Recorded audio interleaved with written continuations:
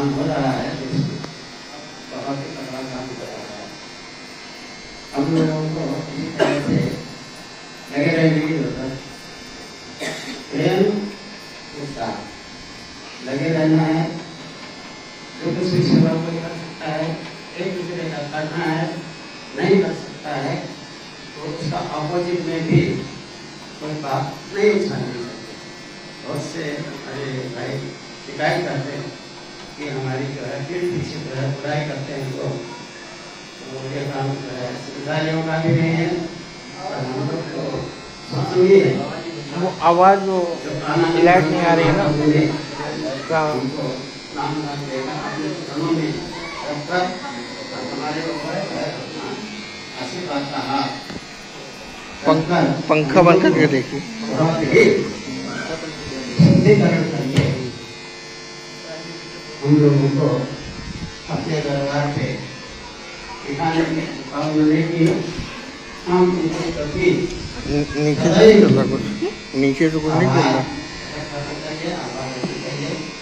और जहाँ कहीं पर भी प्रसंग होता हो उस जगह पे हम सब लोगों को वहाँ जाकर मालिक का संदेश उनको भी नाम दान दिया। बहुत से हमारे भाई लोग वहाँ लोग भाई लोग बाबा जय गुरुदेव महाराज के 12 बजे में बहुत ही हमारे मानव भाई लोग आए और वो बरोबर अपने खुदा को याद करते हैं। जो नाम उन्होंने बताया गुरु महाराज ने, उसी नाम से अपने खुदा को बुलाते हैं और उनका नाम अदा करते हैं, नमाज अदा करते हैं। तो हम लोगों को तो गुरु महाराज ने इस कलिकाल में इतना अच्छा समय, सब लोग कहते हैं कलियुग बहुत खराब है, लेकिन गुरु महाराज ने कहा ये कलियुग बहुत अच्छा है, क्योंकि ध्यान भजन करने के लिए, साधन करने के लिए, सुमिरन करने के लिए इस शरीर से उस अनामी धाम महाप्रभु के दरबार में जाने के लिए ये कलियुग जैसा कोई भी युग नहीं। इसलिए थोड़ा सा ध्यान दीजिए, परिवर्तन हो जाएगा। थोड़ा सा ध्यान दीजिए, प्रेम की निगाह सब पे कीजिए, परिवर्तन होने में देर नहीं लगेगी। क्योंकि सतयुग आएगा, कलयुग जाएगा, शाकाहारी रहना है, बाबा जी का कहना है। ये कहते हुए हम लोग सुनाते हुए चलते तो हैं, लेकिन लोगों के समझ में नहीं आता है। शाकाहारी रहने का मतलब, सदाचारी रहने का मतलब है बिल्कुल एक दूसरे के साथ देना, किसी को तंग ना करना, किसी के गला नहीं काटना और किसी का भी अहित ना करना। तो ये शुद्ध शाकाहारी है। खाली खाने पीने की बात नहीं होती है। खाने पीने का तो जो है, जिसको काटोगे तो तुमको भी काटेगा और जिससे पैसे लोगे तो मांगने आएगा आएगा, जब नहीं दोगे तो लड़ाई झगड़ा हो जाएगा, मारा मारी हो जाएगा, कोना चक्कर का गोली भी चलती है, बहुत सी बातें होती है। तो ये लेन देन तो बनना तो पड़ेगा ही सभी को। लेकिन इस कलियुग में जितने आसान ध्यान भजन करके इस जीवात्मा को पहुँचाने के लिए जितना आसान ये युग है उतने युग कोई है नहीं। अब हम ज़्यादा ना कहेंगे, क्योंकि हमारे बीच में जो है तो इससे शाहजहाँपुर से आए हैं हमारे भाई जी रामवीर जी। ये बहुत ही अच्छा जो है गुरु महाराज का है, इनके ऊपर जो है दया है और जहाँ भी जाते हैं बहुत ही अच्छी तरह से सभी लोगों को समझाते हैं और आप लोगों को समझाएंगे ही समझाएंगे। और साथ में जो सुनने वाले हैं, आप भी थोड़ा सा इधर ध्यान देकर आप 1-1.5 घंटा 2 घंटा जो भी आप बोलेंगे, क्योंकि आपको शाम को गाड़ी भी पकड़नी है, अपने हिसाब से आप बोलेंगे और आप सब लोग इनकी बातों को सुने। और आपसे हमारी विनम्र निवेदन है, रामवीर जी आप अपना स्थान ग्रहण करें और हम लोगों को भी आपके अंदर जो गुरु महाराज ने वर रखा है तो हम लोगों के बीच में भी बांटने की कृपा करें। जय गुरुदेव।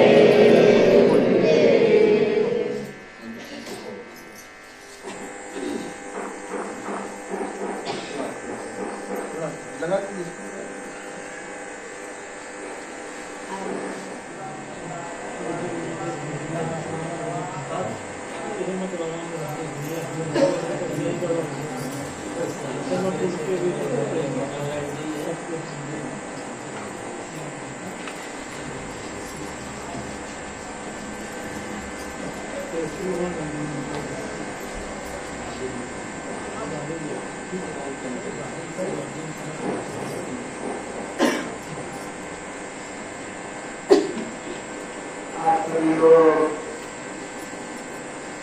मालिक के परम पावन नाम को,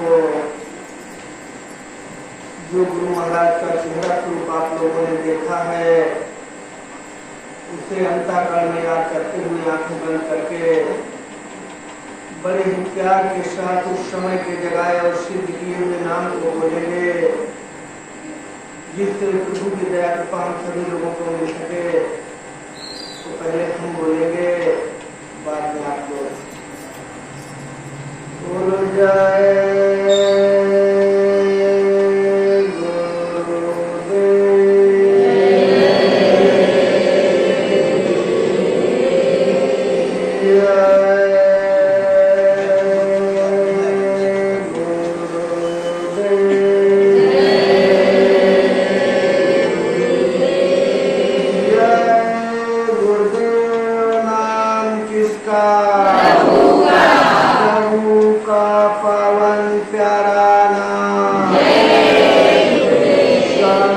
सतगुरु द्वारा जगाया हुआ नाम, कलयुग का कल्याणकारी नाम, आत्मा को परमात्मा से मिलाने वाला नाम, दुख मुसीबतों से बचाने वाला नाम।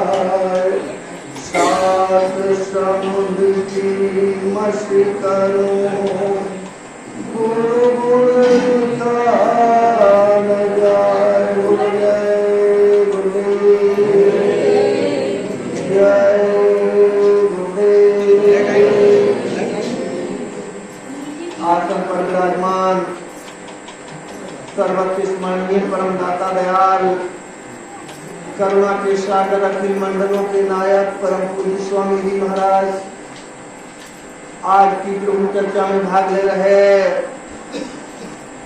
दूर दूर गांव एवं मोहल्लों से आए हुए सभी गुरु भाई गुरु बहनों, माताओं, बच्चों, पिता बुजुर्गों एवं इस मोहल्ला के जहाँ तक भी माइक के माध्यम से मेरी आवाज पहुंच रही हो, नगर के सभी पढ़े लिखे अनपढ़ नौजवान साथियों, माताओं, बहनों, बच्चों, पिता बुजुर्गों, आप सभी लोगों को मेरा प्रेम सही जय गुरुदेव प्रणाम स्वीकार हो। जय गुरुदेव। भाई बहनों, ये युग परिवर्तन की पावन मेला का समय। गुरु महाराज ने कहा था कि कलयुग जाएगा और सतयुग आएगा, तो इसमें कोई शंका और संदेह तो है नहीं, क्योंकि अगर ये बात हमारी होती तब तो झूठ हो सकती थी। ये बात स्वयं अनामी महाप्रभु, जिनका खेल और लीला 50-60 वर्षों तक हिंदुस्तान की सड़कों पर चलता रहा, लोगों ने देखा 50-60 वर्षों तक लगातार गुरु महाराज ने कोई गांव गली कस्बा शहर चौराहा कोई नहीं छोड़ा, न जाड़े का समय देखा, न गर्मी का समय देखा, न बरसात का समय देखा, और बराबर काफिले पर काफिले कहीं उत्तर भारत लेकर चले गए, कहीं दक्षिण में चले गए, कहीं पूरब में, कहीं पश्चिम में। 50-60 बार बीमार हो जाते थे, लेकिन रुके नहीं, बराबर घूम घूम कर लोगों को बताते रहे कि ये तुम्हारा घर नहीं, तुम्हारा देश नहीं, ये मृत लोक जहां आप लोग रह रहे हो, ये काल माया का देश है, और काल माया ने यहाँ पर हमको आपको फंसा लिया है, क्योंकि हम लोग यहाँ के रहने वाले नहीं, यहाँ तो हम लोग परदेश में फंसे हुए हैं। जैसे हमारा कोई छोटा सा बच्चा हो,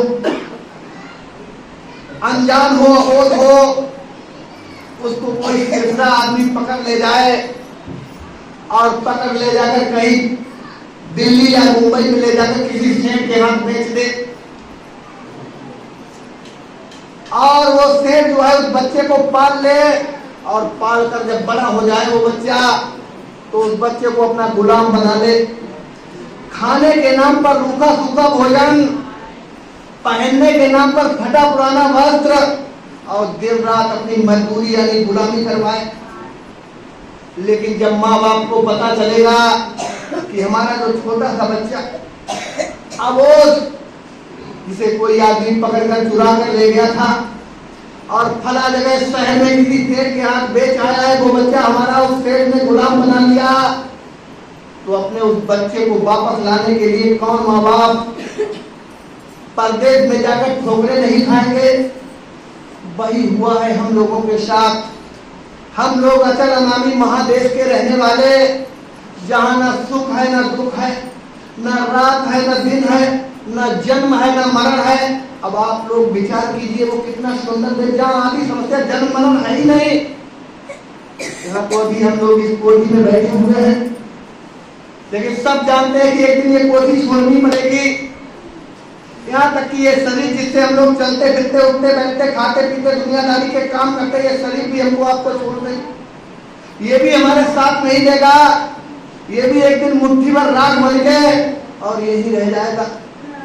ये कुछ दिनों के लिए हमें रेंटेड हाउस, जिसे किराए का घर, किराए का मकान, जैसे हम लोग परदेश में चले जाते हैं नौकरी मेहनत मजदूरी करने के लिए, तो वहां पर कुछ दिनों के लिए किराए पर कमरा लेकर और उस कमरे में रहकर जो है मेहनत मजदूरी करके रुपया पैसा पैदा करते हैं। उसी प्रकार हमें ये शरीर जो है कुछ दिनों के लिए किराए पर, महात्मा महापुरुषों ने लिखा कि आप ये शरीर नहीं हो, आपको कुछ दिनों के लिए किराए पर मिला है। लिखा है महात्माओं ने, ये तन दुर्लभ तुमने पाया और जन्म कोटि भटका जब खाया। करोड़ों जन्म लेने और मरने, कहीं कुत्ता बनाए गए, कहीं बिल्ली बनाए गए, कहीं सर्प बनाए गए, कहीं बिच्छू बनाए गए, फिर जन्म लिया, फिर मरे, फिर जन्म लिया, फिर मरे, और जन्म मरण की पीड़ा इतनी बड़ी जन्मते और मरते वक्त पीड़ा होती है, जैसे जिंदा आदमी को बाका या कुल्हाड़ी से ऐसे पैरों की तरफ से या सर की तरफ से काटा जाए, फिर भी उतना दर्द, उतनी पीड़ा नहीं। महात्मा महापुरुष कह रहे कि इससे करोड़ों गुनी ज्यादा पीड़ा जो है जन्म लेते और मरते वक्त। उस असहनीय पीड़ा को हम लोग सह रहे हैं, तो इन्होंने आकर पूरे हिंदुस्तान में आवाज लगाई कि तुम यहाँ जो है परदेश में मृत लोक रूपी कीचड़ और दंडक में उस काल भगवान ने ऐसे तुमको फंसा लिया कि तुम भूल गए कि कौन हो, कहाँ के रहने वाले, यहाँ आकर कैसे फंस गए और जन्म और मृत्यु जैसी पीड़ा क्यों भोग रहे हो। कितने सतयुग त्रेता द्वापर बीत गए, कितने युग, कितनी चौकड़ियां, कितनी सदियां बीत गई जब से हम लोग अपना परम अनामी महाधाम छोड़कर और इस मृत लोक रूपी कुएं में गिराए गए और इसी में जन्म ले रहे हैं, मर रहे हैं, जन्म ले रहे हैं, मर रहे हैं, इतना होश खो बैठे हैं। जब उस अनामी महाप्रभु ने देखा कि कितने मुद्दत, कितने कर्म, कितने युग बीत गए, ये हमारी जीवात्माओं को उस काल ने अपने जाल में फंसा लिया और ऐसा जाल डाला उस काल ने हमारे आपके ऊपर कि हम कितना भी प्रयास करें, कितनी भी कोशिश करें, अपने बलबूते उसके जाल से निकल नहीं सकते। गुरु महाराज ने कहा कि फंसे तुम गाढ़े बंधनान, बंधे तुम गाढ़े बंधनान, इतने बुरे बंधन में फंस लिया है उसने। जैसे किसी पक्षी को पकड़कर आप किसी पिंजरे में बंद कर दो और उस पिंजरे को ला करके उस पिंजरे को हजारों कोठरियों के अंदर में रख दो और फिर कहा जाए कि वो पक्षी जो है वहां से निकलकर अपने बलबूते आसमान की सैर करे तो उसके बेचारे की क्या बची बात। उसी प्रकार हमको आपको उस काल भगवान ने यहाँ पर लाकर ऐसे फंसा दिया है, हजारों बंधन हमारे आपके ऊपर, क्योंकि हम आपको एक शुद्ध पवित्र जीवात्मा जिसमें 16 सूर्य का प्रकाश, लेकिन जब वहां से उतारा गया हमको आपको तो पहले हमारे आपके ऊपर एक शरीर, जैसे ये मनुष्य शरीर है, ये पंच भौतिक शरीर, ये तो हाड़ मांस का है, इसी प्रकार के कई शरीर जीवात्मा के ऊपर, केवल ये मनुष्य शरीर ही एक पर्दा नहीं है, इसी में बंद नहीं, इस तरह के तमाम शरीर, क्योंकि महात्माओं ने, गुरु महाराज ने बताया कि जब ऊपर से उतार हुआ सबसे पहले इसके ऊपर कारण कपड़ा, जो 5 तत्वों का शब्द, स्पर्श, रूप, रस, गंध, वो जीवात्मा के ऊपर डाल दिया गया, जीवात्मा उसमें बंद कर दी गई।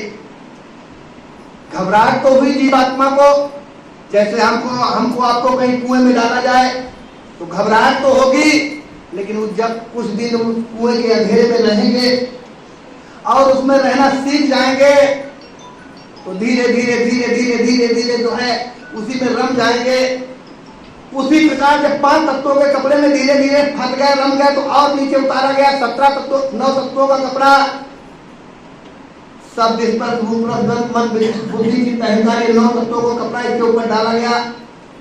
और जब उसमें रम गई तो और नीचे 17 तत्वों का कपड़ा, 10 इंद्रियां, 3 गुण, मन, बुद्धि, चित्त, अहंकार, ये 17 तत्वों का कपड़ा डालकर फिर इसे नीचे उतारकर ये 5 भौतिक शरीर हार मांस के पुतले में बंद कर दिया गया। अब ये जीवात्मा बेचारी जो है इसमें बिल्कुल अपने आप को भूल गई, जैसे ये बल्ब जल रहा है, उदाहरण के रूप में इस बल्ब पर आप लोग काली पट्टी लपेटना शुरू कर दो और उस काली पट्टी को इतना लपेटते चले जाओ, लपेटते चले जाओ, लपेटते चले जाओ, लपेटते चले जाओ कि बल्ब की रोशनी जो है बिल्कुल ब्रीफ हो जाए।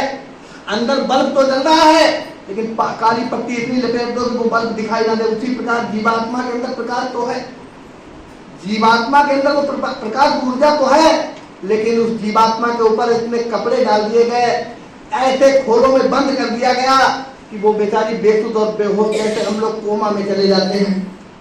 आप लोगों ने देखा होगा कहीं कहीं किसी का एक्सीडेंट हो जाता है या कोई ऐसी बीमारी लग जाती है, कोई बहुत बड़ा हादसा हो जाता है तो आदमी याददाश्त खो बैठता है, कोमा जिसे बोलते हैं। उसे वो जिंदा तो रहता है, शरीर तो जिंदा रहता है उसका, लेकिन वो होश व हवास में नहीं रहता, उसे ये नहीं पता कि हम कौन है, कहाँ, यहाँ कैसे हैं।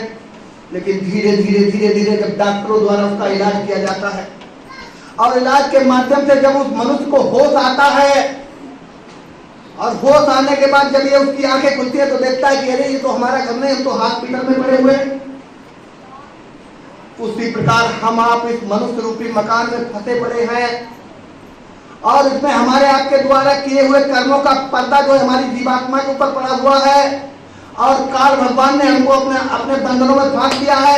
जब समय के डॉक्टर, समय के महापुरुष, जैसे कोमा वाले व्यक्ति का इलाज जो है समय के डॉक्टर हॉस्पिटल में करते हैं, उसी प्रकार जब समय के डॉक्टर, जिन्हें समय के सदगुरु खेवटिया, जिन्हें गुरु कहते हैं, वो जब जीवात्मा का इलाज करते हैं और धीरे धीरे धीरे धीरे धीरे धीरे जीवात्मा के ऊपर की गंदगी सत्संग में भेजकर, क्योंकि सत्संग एक ऐसा जल है जिससे कर्मों की गंदगी की सफाई होती है। पहले पूजा पाठ तो बहुत लोग करते हैं कि हमारी जीवात्मा शुद्ध हो जाए, साफ हो जाए, पवित्र हो जाए, हम जो है ये परदेश को छोड़कर अपने घर अपने देश निकल जाएं, लेकिन अपनी मनमर्जी से काल भगवान के बनाए हुए जाल के अनुसार, जैसे इस समय की पूजा आप लोग देख रहे हैं, हम बुराई नहीं कर रहे हैं, आप लोग देख रहे हैं कि तमाम लोग कहीं से जल भर लिया और कांवर बनाकर कोई गोला जा रहा है, हरिद्वार से जल भरकर, कोई फरक्काबाद से, कोई कहीं से गंगा से जल भरकर, और कोई पैदल यात्रा करता है, कोई कैसे गोला में जा रहा है कि भगवान शिव को जल चढ़ा देंगे।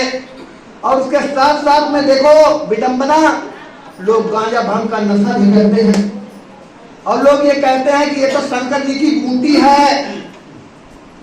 बताओ आप लोग, जो गांव में आदमी, शहर में आदमी गांजा पीता है, उसकी गांव में कोई इज्जत नहीं होती, लोग कहते हैं गंजेरी है, इससे दूर रहना। और भगवान को गांजा पीने वाला बता दिया कि शंकर भगवान गांजा पीते थे और हम भी गांजा पिएंगे। शंकर भगवान गांजा और भांग का नशा नहीं करते थे, उनका नशा तो भक्ति का नशा, वो नाम का नशा, जिस नशे में चूर रहते थे कैलाश पर्वत पर, वो कोई भांगान का नशा नहीं। ये तो यहाँ के लोगों ने विडंबना बना दी कि भांग के नशे में, भांग का नशा नहीं, वो तो भक्ति का नशा, भक्ति के नशे में 24 घंटे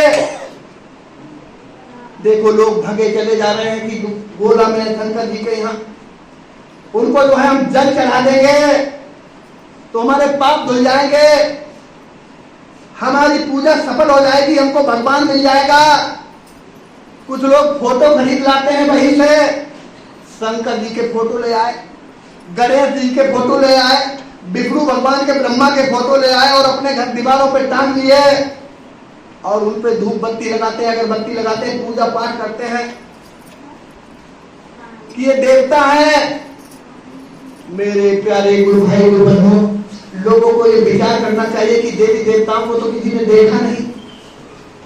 ये फोटो, ये तस्वीर जिसकी पूजा करते हो, ये किसकी तस्वीर है? जो हमारे यहाँ कलाकार, फिल्म बनाने वाले, नाटक बनाने वाले जो कलाकार होते हैं, शराब पीने वाले, मांस खाने वाले, वो जब रोल अदा करते हैं देवी देवताओं का, उनकी फोटो खींच ली जाती है। जो शराब पीने वाले, मांस खाने वाले, नैतिक कार्यों को करने वाले, वो रोल अदा करने वाले, उन्हीं की फोटो खींच ली जाती है देवी देवताओं के रूप में, और उन्हीं देवी देवताओं के ऊपर धूप बत्ती, अगरबत्ती लगाकर आप लोग जो है ये कहते हो कि हमारे कर्मों की गंदगी साफ हो जाएगी, हमारी जीवात्मा निर्मल पवित्र हो जाएगी, हमको भगवान प्रभु मिल जाएगा। लोगों की अजीब विडंबना है कि गंगा में स्नान करने से, गंगा के पानी में स्नान करने से हमारी जीवात्मा जो है शुद्ध पवित्र और निर्मल हो जाएगी। हमने जो इस शरीर से पाप बन गए, हमारे पाप धुल जाएंगे। कैसी विडंबना है लोगों की, कैसा आडंबर पाखंड में फंसे हुए हैं दुनिया के लोग। कबीरदास जी महाराज कह रहे हैं कि गंगा नहाए कवन न तर गए, मछली न तरी जिसका जल ही में घर है। जीवात्मा के ऊपर कर्मों की गंदगी की सफाई कैसे होगी, ये महापुरुषों ने बताया कि शत संगति जल जो कोई पावे और मैलाई सब कटी कटी, ये सत्संग ही वो जल है। सत्संग तो संत महात्माओं के द्वारा मिलता है, लेकिन संत महात्माओं का संदेश, क्योंकि आप लोग उनकी यादगार में बैठे हुए हैं, आप लोगों के ऊपर कोई कर्म कर्जा नहीं पड़ रहा। अगर आप लोग घर में बैठे हैं, आप लोग बाजार में घूम रहे हैं, आप लोग कहीं बाहर गए हुए हैं, तब तो कर्म कर्जा आप लोगों के ऊपर चढ़ेगा, क्योंकि इस शरीर से अनैतिक कार्य हो जाएंगे। आप किसी से झूठ भी बोल दोगे, आप किसी छल कपट फरेब कर लोगे, किसी से वादा खिलाफ या किसी से कुछ कह लिया, तब तो कर्म कर्जा, अच्छा किया बुरा किया जो भी कर्म कर्जा चढ़ेगा। लेकिन यहाँ पर आप लोग प्रभु परमात्मा की याद में बैठे हुए, इसलिए आप लोगों के ऊपर कर्म कर्जा तो नहीं चढ़ेगा। ऊपर से गुरु महाराज ने ये बताया, सभी महात्माओं ने बताया कि आपके जीवात्मा के ऊपर के कर्मों की गंदगी जो है उसकी सफाई होगी, और धीरे धीरे धीरे धीरे जब सफाई हो जाएगी, क्योंकि एकदम तो नहीं, और सफाई हो रही है। आप लोग ये इस भ्रम में बिल्कुल ना रहे कि हमारा सुमिरन नहीं बन रहा, हमारा ध्यान नहीं बन रहा, हमारा भजन नहीं बन रहा। आप लोग गुरु आदेश में रहकर बराबर जो है इस क्रिया को, गुरु महाराज के आदेश जो बताया सुमिरन ध्यान भजन, इस क्रिया में लगे रहिए, काम को करते रहिए। आप लोग ये मत सोचिए कि बन नहीं रहा, फायदा नहीं हो रहा। आपका पूरा फायदा हो रहा, लेकिन आपको फायदा ये दिखाया नहीं जा रहा, क्योंकि अगर आपको गुरु महाराज बहुत बड़े सम्राट, उनसे किसी प्रकार की चूक होने वाली नहीं अपने भक्तों के लिए, हमारे ऋषि मुनि जो थे पूजा पाठ करते थे, ध्यान करते थे, जब उनका ध्यान बनने लगता था तो उनको अहंकार आ जाता था, वो किसी को श्राप दे देते, अश्राप दे देते थे, उनका किया कराया सब चला जाता था। हम लोगों के अंदर भी ये क्षमता है कि अगर हम जो भी सुमिरन ध्यान भजन करते हैं, जो भी पूजा पाठ करते हैं, उसका अनुभव अगर हमको आपको मिलने लगे जरा सा भी, तो हम लोगों को अहंकार हो जाएगा, और जब अहंकार आ गया तो किया कराया सब गया, जब आया अहंकार। इसलिए हम जो लोग कर रहे हैं वो गुरु महाराज अपने खाते में, अगर हमारे खाते में जमा करते चले गए तो हम लोग तो खर्च कर देंगे, हम लोग बचा के नहीं रख पाएंगे, कितना भी जमा कर लो, कितना भी जमा कर लो, बचा के नहीं रख पाएंगे। इसलिए जो भी करते हो आप लोग सब गुरु महाराज जो है अपने खाते में, और अपने खाते में वो इकट्ठा कर रहा है, इकट्ठा करते करते करते करते गुरु महाराज ने कहा कि ऐसी वो आएगा कि तुम सबकी जीवात्मा, गुरु महाराज ने कहा पीछे के महात्माओं ने एक एक की जीवात्मा को जगाया होगा। ये हमने आपने प्रमाण के रूप में पढ़ा भी है और सुना भी है कि जैसे कबीरदास जी महाराज बलक बुखारे के राजा के ऊपर जब दया की, पहले तो सेवा करवाते रहे, उससे 4-6 महीना बीत गए, खूब झाड़ू लगवाना आश्रम में, नाली साफ करना, जूठी पत्तल उठवाना, भंडारा बनवाना, सारी सेवाओं को कराते रहे उससे। और जब देखा कि ये खूब शुद्ध पवित्र और निर्मल हो गया, क्योंकि वो चीज जो है वो उसी को दे सकते हैं जो निर्मल मन जन सोमल बाबा, गंदगी में नहीं। जैसे यहाँ पर आप लोग कूड़ा कचरा डाल दो, कहीं टट्टी डाल दो, कहीं पेशाब डाल दो, तो हम लोगों को बैठने की इच्छा नहीं होगी, हम लोग नहीं बैठ पाएंगे। गंदगी में कोई बैठना पसंद करता है? उसी प्रकार वो प्रभु जो है, जब तक काम की, क्रोध की, लोभ की, मोह की, अहंकार की ये गंदगी हमारे अंदर, वासनाओं की तमाम गंदगियां, ये सब गंदगियां हैं। केवल मांस मछली अंडा शराब ही गंदगी नहीं, ये तो सबसे बड़ी गंदगी है, मांस मछली अंडा शराब, ये तो गंदगी है ही सबसे बड़ी। लेकिन सत्संगियों के लिए काम है, क्रोध है, लोभ है, मोह है, अहंकार है, झूठ बोलना, छलकपट फरेब करना, लोगों को धोखा देना, लोगों के साथ वादा खिलाफी करना, ये सब गंदगी कूड़ा कचरा है जो हमारे आपके अंदर भरा पड़ा है। जब तक इसकी सफाई नहीं होगी हमारे अंदर से, और सफाई तो हम लोग कर नहीं पा रहे, ऊपर से कूड़ा कचरा जो है डाल रहे, इसमें अंदर भर रहे हैं, सफाई कर नहीं पा रहे। और अगर गुरु महाराज जो हम सुमिरन ध्यान भजन रोज करते हैं, वो सुमिरन ध्यान भजन अगर हमारे खाते में ही गुरु महाराज डालते रहेंगे, तो वो जो है कूड़ा कचरा उसमें दब जाएगा, क्योंकि सुमिरन ध्यान भजन कर पाते हैं कम और कूड़ा कचरा इकट्ठा कर लेते हैं ज्यादा, तो बैलेंस जो है कूड़े कचरे का ज्यादा हो जाएगा, सुमिरन ध्यान भजन का कम रहेगा। इसलिए उस बैलेंस से हमारा सुमिरन ध्यान भजन कम रहेगा, तो हमारी भक्ति का कोई असर नहीं दिखेगा। इसलिए गुरु महाराज कहते हैं कि तुम्हारा सब जो भी करते हो हम अपने खाते में, तुम कूड़ा कचरा इकट्ठा करते रहो। हालांकि इकट्ठा करने का मतलब नहीं है झूठ छलकपट फरेब करते ही रहे, इससे बचना चाहिए, बचते रहो। लेकिन गुरु महाराज ने कहा कि ये तुम्हारा किया हुआ। और उसके बाद में जब नाम की चिंगारी, महात्माओं के पास एक ऐसी चिंगारी है नाम की, जब वो चाहेंगे तो तुम्हारे ऊपर वो नाम की चिंगारी जो है तुम्हारी जीवात्मा के ऊपर डालेंगे, और तुमने जो भी सुमिरन ध्यान भजन किया है उसका वो डालेंगे, तो एकदम जितने भी कूड़ा कचरा ये गंदगी हमारी आपकी जीवात्मा के ऊपर होगा, फट से जल कर राख हो जाएगा, और जीवात्मा की आंख खुल जाएगी, जीवात्मा जाग जाएगी। वो दिन वो समय आ रहा है, कबीरदास जी महाराज ने जब बलक बुखारे के राजा के ऊपर दया की, और जब उसकी जीवात्मा जागी, जब जागी जीवात्मा, तो उसने राजपाट धन दौलत सब कुछ छोड़ दिया। देखो आपका इतिहास बता रहा है, जब मीराबाई के ऊपर मीरा की गुरु ने दया की, छत्राणी ठाकुर जात की, मेवाड़ की छत्राणी, और उनको गुरु मिल गए रैदास जी।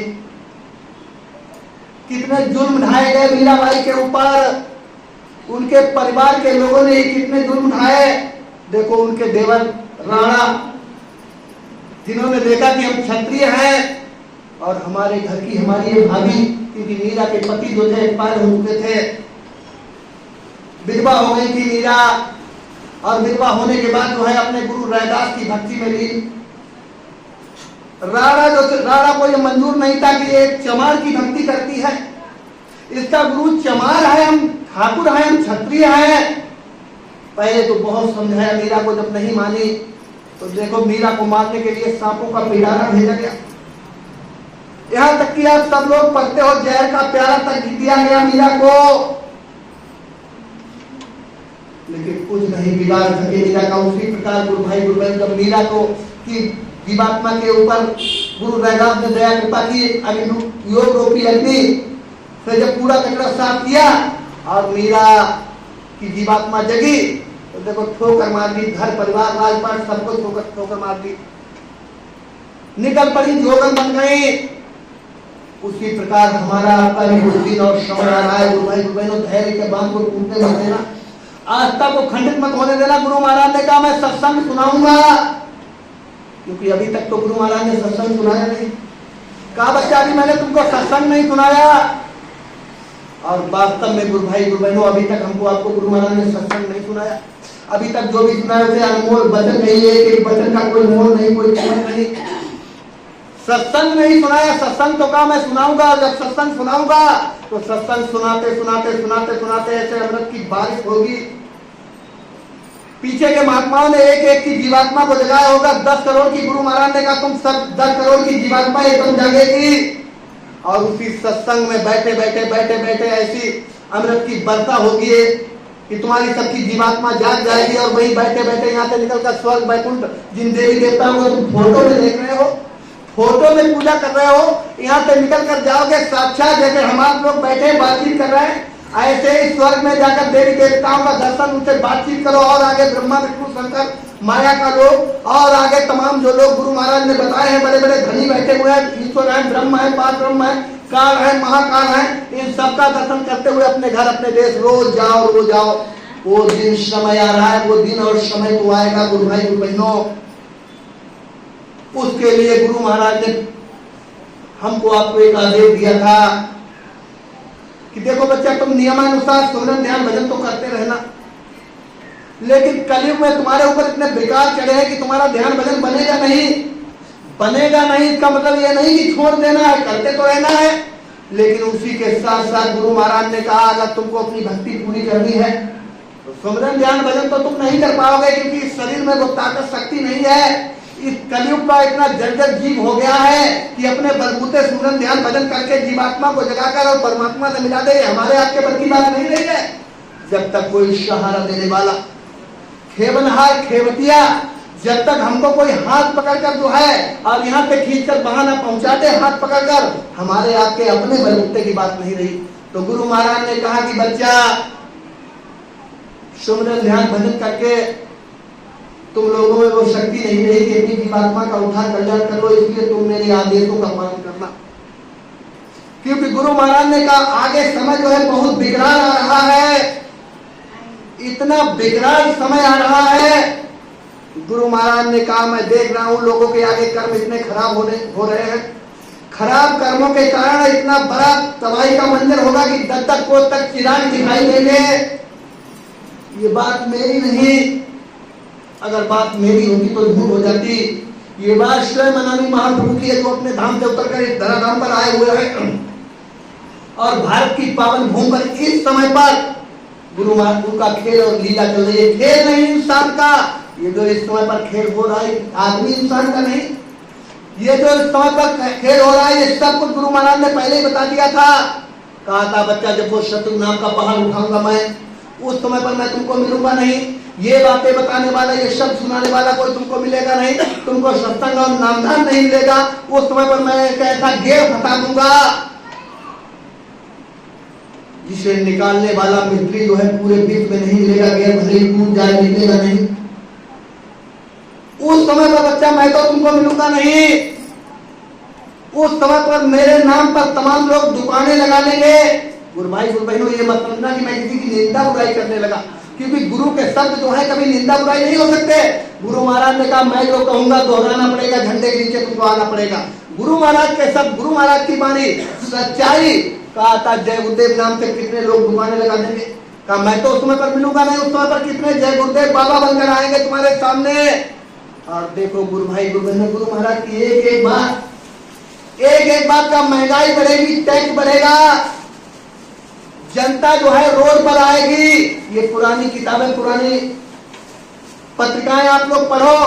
गुरु महाराज ने कहा सारी जनता जो है रोड पर आएगी। जनता धीरे धीरे धीरे धीरे आप लोग देख रहे हैं सारी जनता कितने, अगर आप लोग रेडियो टेलीविजन अखबार के माध्यम से देखते होंगे तो आप लोगों को पता होगा कितने धरने प्रदर्शन इस समय पर, कहीं दिल्ली के जंतर मंतर, कहीं आपके लखनऊ, कहीं कहीं कहीं कहीं बराबर ये हो रहा है। गुरु महाराज ने कहा महंगाई बढ़ेगी, टैक्स बढ़ेगा, गृह युद्ध से लेकर भाई भाई का दुश्मन हो जाएगा। आज देख रहे हैं आप लोग, 1 बीघा जमीन के लिए सगा भाई अपने भाई को मार रहा है। 1 फुट जमीन के लिए सगा चाचा भतीजे का कत्ल कर रहा है। 1 फुट जमीन के लिए जो है सगा भतीजा अपने चाचा को मार रहा है। गृह युद्ध से लेकर विश्व युद्ध तक गुरु महाराज ने कहा देखो विश्व युद्ध के नगाड़े बज रहे हैं। ये ईरान और इजराइल युद्ध चल रहा है, देख रहे हैं आप लोग। अभी ये मतलब नहीं है कि शांत हो गया, ये इजराइल और ईरान युद्ध, क्योंकि अमेरिका जो है इजराइल को उकसा रहा है। ईरान भी झुकने को तैयार नहीं। अमेरिका ने अब तो ये कह दिया है कि अगर ईरान झुका नहीं, ईरान माना नहीं, तो हम जो है अब ईरान को खत्म करने के लिए न्यूक्लियर पावर, न्यूक्लियर वेपन से परमाणु शक्ति, परमाणु ऊर्जा कहते हैं, ये धमकी दे दी है अमेरिका ने।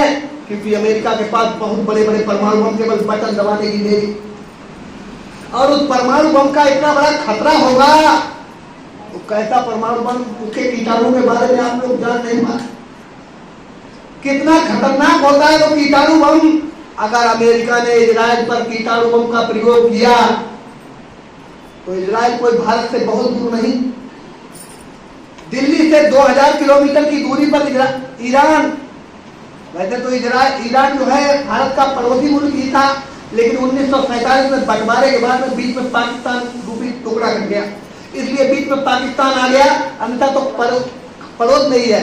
अगर अमेरिका ने न्यूक्लियर पावर यानी परमाणु शक्ति का प्रयोग इजराइल के ऊपर किया तो उसका असर भारत तक देखने को मिलेगा, भारत में देखने को मिलेगा, क्योंकि उसके विषैले कीटाणु हवा यहाँ तक अगर आएगी तो हमारी माताओं बहनों के गर्भ में जो बच्चे पल रहे हैं वो बच्चे जो है विकलांग पैदा होंगे, अंधे पैदा होंगे, लूले लगड़े अपाहिज पैदा होंगे। जहां तक हवा जाएगी उसकी जमीन जो है ऊसर और बंजर हो जाएगी, जमीन में फसलें पैदावार नहीं होगी, पेड़ों के पत्ते, ये पेड़ जो हरे भरे आप लोग शाखाएं देख रहे हैं, ये सब सूख जाएंगे, और ये सब कुछ होने वाला है, सब कुछ होगा। गुरु महाराज का एक वचन है कि अन्न की भारी कमी पड़ेगी, पेड़ों की पत्ती न तुमको मिलेगी, और ये सब कुछ समय गुरु भाई बहनों धीरे धीरे आ रहा है, क्योंकि ये होगा तो जरूर, क्योंकि गुरु महाराज की बात, ये विश्व के नगाड़े जो है बज रहे हैं, गृह युद्ध से लेकर विश्व युद्ध, ऊपर से कुदरती प्रकोप। अब देखो सुनने को मिला है कि अरब सागर से एक बहुत बड़ी लहर, बहुत ऊंची लहर, और उठकर जो है बहुत तेजी से जो है एशिया महाद्वीप के शुरुआती देशों में जो है प्रवेश होने जा रही है। हालांकि भारत की दूरी जो है वैज्ञानिकों ने भारत से उस अरब सागर की दूरी 10,000 किलोमीटर की बताई, जहां से लहर उठ रही है वहां से यहाँ की अपने भारत देश की दूरी जो है 10,000 किलोमीटर की दूरी पर, लेकिन वैज्ञानिकों को अंदेशा है कि भारत में भी वो लहर आ सकती है। बहुत तेज पानी बरस रहा है और हजारों मीटर ऊंची वो घुमती हुई लहर अरब सागर से उठी है, और वो सीधा पानी चलता चला आ रहा है, उसमें तमाम देश के देश तबाह हो जाएंगे। ये तमाम तरह की बातें, तमाम भविष्यवाणियां गुरु महाराज की बहुत पहले की भविष्यवाणियां, क्योंकि गुरु महाराज ने कहा चंदी नाम का ये देवता है, वो निकल पड़ा है मकान लेकर। पहले तो हर जगह का धन करेगा, पैसे की कमी करेगा, धन की कमी करेगा, और धन की कमी आज तमाम देशों के पास, अपने भारत के पास में भी आप लोग देख रहे हैं, भारत बिल्कुल खोखला हो गया है। भारत पर आज जो है लगभग 256 लाख हजार करोड़ कर्ज, भारत की जीडीपी बिल्कुल गिर गई, डॉलर के मुकाबले रुपए में कोई दम नहीं रहा, यानी भारत बिल्कुल खोखला हो गया, भारत में कुछ नहीं रहा। ऐसे तमाम देश भारत की तरह, कुछ देश ही संपन्न विकसित देश जैसे अमेरिका है, जापान है, ऑस्ट्रेलिया है, हॉलैंड है, पोलैंड है, जर्मनी है, ये तमाम इटली है, कुछ देश जो है जो संपन्न देश, इनके पास पैसा अभी कमी नहीं है, लेकिन समय आ रहा है। आप लोग देखते रहो कि बात मेरी गुरु महाराज, मेरी नहीं गुरु महाराज की बात है। इन सबके पास पैसों की कमी पड़ेगी, पैसों की कमी पड़ेगी, इनका दिमाग, इनकी बुद्धि जो है खराब हो जाएगी। उसके बाद में गुरु महाराज ने कहा अन्न की कमी पड़ेगी। अन्न की कमी कैसे पड़ेगी, उसका कारण भी गुरु महाराज ने बताया कि अन्न की कमी कैसे पड़ेगी। अन्न की कमी कैसे पड़ेगी, तो गुरु महाराज ने कहा कि कहीं वर्षा होगी, बाढ़ आएगी, जैसे ये तूफान आ रहा है। अगर कहीं भारत में भी, उत्तर प्रदेश पंजाब में अगर ये तूफान आ गया, फसलें नष्ट हो गई, तो सरकार के पास कितना अनाज है, कितने दिन तक सरकार खिला देगी। कहीं सूखा पड़ गया, कहीं परमाणु बम का प्रयोग हो गया, जमीन सब बंजर हो गई, जमीन ने फसलें जो है उगाना बंद कर दिया। ऐसी स्थिति में भारत में कोई ऐसी कंपनी है जो अनाज बना दे? अनाज पैदा करने वाली फैक्ट्री और कंपनी तो धरती माता, और धरती माता अगर ऊसर और बंजर हो गई तो अन्न की कमी पड़ जाएगी। परमाणु शक्ति का जो प्रयोग होगा, पेड़ हरे भरे ये सब पत्तियां खत्म हो जाएगी, का पेड़ों की पत्ती तक तुमको मिलेगी। ऐसी स्थिति में थोड़ा बहुत जब अनाज भारत के पास रहेगा, कुछ देश भी ऐसे हैं जहां जो कृषि प्रधान देश है, जहां पर अन्न की पैदावार होती है। बाकी काफी खाड़ी के ऐसे देश हैं, जैसे ये खाड़ी देश जहां पर युद्ध चल रहा है, ईरान है, इराक है, दुबई है, कुवैत है, ओमान है, कतर है, सऊदी अरब है, ये तमाम इधर खाड़ी के जितने देश हैं, इनमें अन्न पैदा नहीं होता। ये कृषि प्रधान देश नहीं है, लेकिन वहां की ये मान्यता है कि वहां पर जब बोरिंग किया जाता है, जैसे अपने यहाँ बोरिंग किया जाए तो पानी निकलता है, वहां पर जब बोरिंग किया जाता है तो डीजल और पेट्रोल। तो समझौता हुआ है देशों का, जिन देशों में अन्न की पैदावार होती है वो देश उन देशों के लिए अनाज पहुंचाते हैं, और उन देशों से अपने यहाँ जैसे भारत में डीजल और पेट्रोल आता है। जब अन्न की कमी हो जाएगी और जब अन्न नहीं मिलेगा, थोड़ा अन्न बचेगा। अपने भारत की बात ले लो तो जब दुबई कतर वाले जहाँ से तेल आता है ओमान से, वो कहेंगे कि हमको अनाज की जरूरत है, हमको अनाज दो। लेकिन अपने यहाँ के राष्ट्रपति प्रधानमंत्री कहेंगे कि हमारे यहाँ अनाज की कमी हो गई, हम कहाँ से अनाज दे, हमारी जनता को खिलाने के लिए अनाज नहीं। तो गुरु महाराज ने कहा जब तुम उनको अनाज नहीं दोगे तो वो तुमको डीजल और पेट्रोल गैस देना बंद कर देंगे। जब आपको गैस नहीं मिलेगी, डीजल नहीं मिलेगा, पेट्रोल नहीं मिलेगा, तो पुरानी सभ्यता, आप लोग याद रखो, पुराने दिन आने वाले हैं। गैस नहीं मिलेगी, ये गुरु महाराज के वचन। डीजल और पेट्रोल नहीं मिलेगा। गुरु महाराज ने कहा ये जो बड़ी बड़ी गाड़ियां खरीद कर रखी है आपने, गुरु महाराज ने कहा ये मोटर कार और ट्रक जो है ये आपको लाइन में, रोडों पर लाइन में खड़े दिखाई। डीजल पेट्रोल की कमी के वजह से ये मोटर कारें जो है लाइन में, रोड पर खड़ी दिखाई देगी आपको। डीजल पेट्रोल नहीं मिलेगा, अन्न की भारी कमी पड़ेगी, पेड़ों की पत्ती में तुमको मिलेगी। और जब वहां अन्न की कमी पड़ जाएगी, वहां अनाज भेजा नहीं जाएगा, तो अपने यहाँ चलो डीजल पेट्रोल नहीं मिलेगा, लेकिन रोटी तो मिलेगी। लेकिन वो लोग जब देखेंगे कि भारत और तमाम कृषि प्रधान देश, वहां के तो लोग रोटी खा रहे हैं लेकिन हमारी जनता भूखों मर रही है, तो उनके दिमाग खराब हो जाएगा। ऊपर से चंडी देवता उनके दिमाग पर बैठी ही है और वो बटन दबा देंगे। बटन दबाने का खेल है, बटन दबाने का खेल। और बटन दबाते ही क्या होगा, गुरु महाराज ने कहा लाते पड़ी सड़ेगी घर घर में। ये बात मेरी नहीं, गुरु महाराज का वचन है कि लाते पड़ी सड़ेगी घर घर में, उठाने वाले मिलेंगे ना यार। जमाना बदलेगा, कहीं जय गुरुदेव पुकार, जमाना बदलेगा। ये समय आ रहा है, लाखों पे लाखों का होगा नजारा। सुनते तो जाओ, संदेशा हमारा बहुत बड़ा तबाही का मंजर गुरु भाई गुरु बहनों होने जा रहा है, हिंदुस्तानी नहीं पूरे विश्व में। ये होगा क्यों जानते हैं आप लोग? अब आप लोगों के मन में ये भी प्रश्न उठता होगा, वैसे आपको तो गुरु महाराज के माध्यम से सारी जानकारी है, लेकिन हो सकता है हमारे आवाज माइक के माध्यम से कुछ मोहल्ले के लोग सुन रहे हो, तो बोलो उन लोगों के मन में ये शंका होगी कि आखिर ये होगा क्यों भाई, इतना बड़ा तबाही का मंजर होगा क्यों? जबकि भारत में इतना पूजा पाठ हो रहा है, जगह जगह कथावाचक कथाएं सुना रहे हैं, अखंड रामायण अखंड पाठ हो रहा है, गीता रामायण हो रही है, मंदिर में रोज घंटी बजाई जा रही है, मस्जिदों में अजानें पढ़ी जा रही हैं, खूब गंगा नहा रहे हैं, जमुना नहा रहे हैं, पूजा पाठ खूब हो रही है, फिर भी कुदरत ऐसा प्रकोप क्यों करेगी जानते हैं आप लोग? तो मेरे प्यारे नगर निवासियों, अगर माइक के माध्यम से आप लोग मेरी आवाज सुन रहे हो तो आप लोग सुन लो, ये सब कुछ क्यों होगा? क्योंकि धरती पर पाप बहुत बढ़ गया, धर्म की हानि हो गई, मानव में मानवता नहीं रही, इंसान में इंसानियत नहीं रही। और इंसान जो है राक्षस बन गया, मानव जो है दानव बन गया। और जब जब ऐसी स्थिति परिस्थिति आई कि इंसान जो है, इंसान के अंदर इंसानियत नहीं रही, माँ बहन बेटियों की पहचान खत्म हुई, भाई भाई को मारने लगा, चचा भतीजे को मारने लगा, पशु मिल जाए उसे मारकर खाने लगा, पक्षी मिल जाए उसे मारकर खाने लगा, झूठ बोलने लगा, चलकपट फरेब में व्यक्त होने लगा। जब जब ऐसा समय आया, जब जब धर्म की हानि हुई, आपकी रामायण भी बता रही कि जब जब होए धर्म की हानि, 12 दमानी, तब तब धर्म मनुष्य शरीरा हरे कृपा सज्जन पीड़ा। जब जब ऐसा समय आया, तब तब बहुत बड़ा महाभारत हुआ। आप लोग इतिहास उठाकर देखिए, मेरी बात मत मानिए, आप लोग इतिहास उठाकर देखिए, किसी भी युग का इतिहास उठा लीजिए, सतयुग में तो धर्म की हानि हुई नहीं थी, क्योंकि सतयुग में कहीं यह प्रमाण नहीं मिलता है कि किसी ने मांस मछली अंडा शराब खाया हो। सतयुग का ये हिरण्यकश्यप का प्रमाण मिलता है, वो भी मांस मछली अंडा शराब नहीं खाता था, उसको अहंकार हो गया था भक्ति के बलबूते कि मैं भगवान हूं, अहम ब्रह्मास्मि, और अपने आप को भगवान समझने लगा था, इसलिए प्रभु को उनको मारने के लिए आना पड़ा। बाकी मांस मछली अंडा शराब का कोई प्रमाण नहीं मिला। सतयुग के बारे में गोस्वामी जी महाराज लिख रहे हैं कि सतयुग योगी सब विज्ञानी का ध्यान करो भक्तरानी।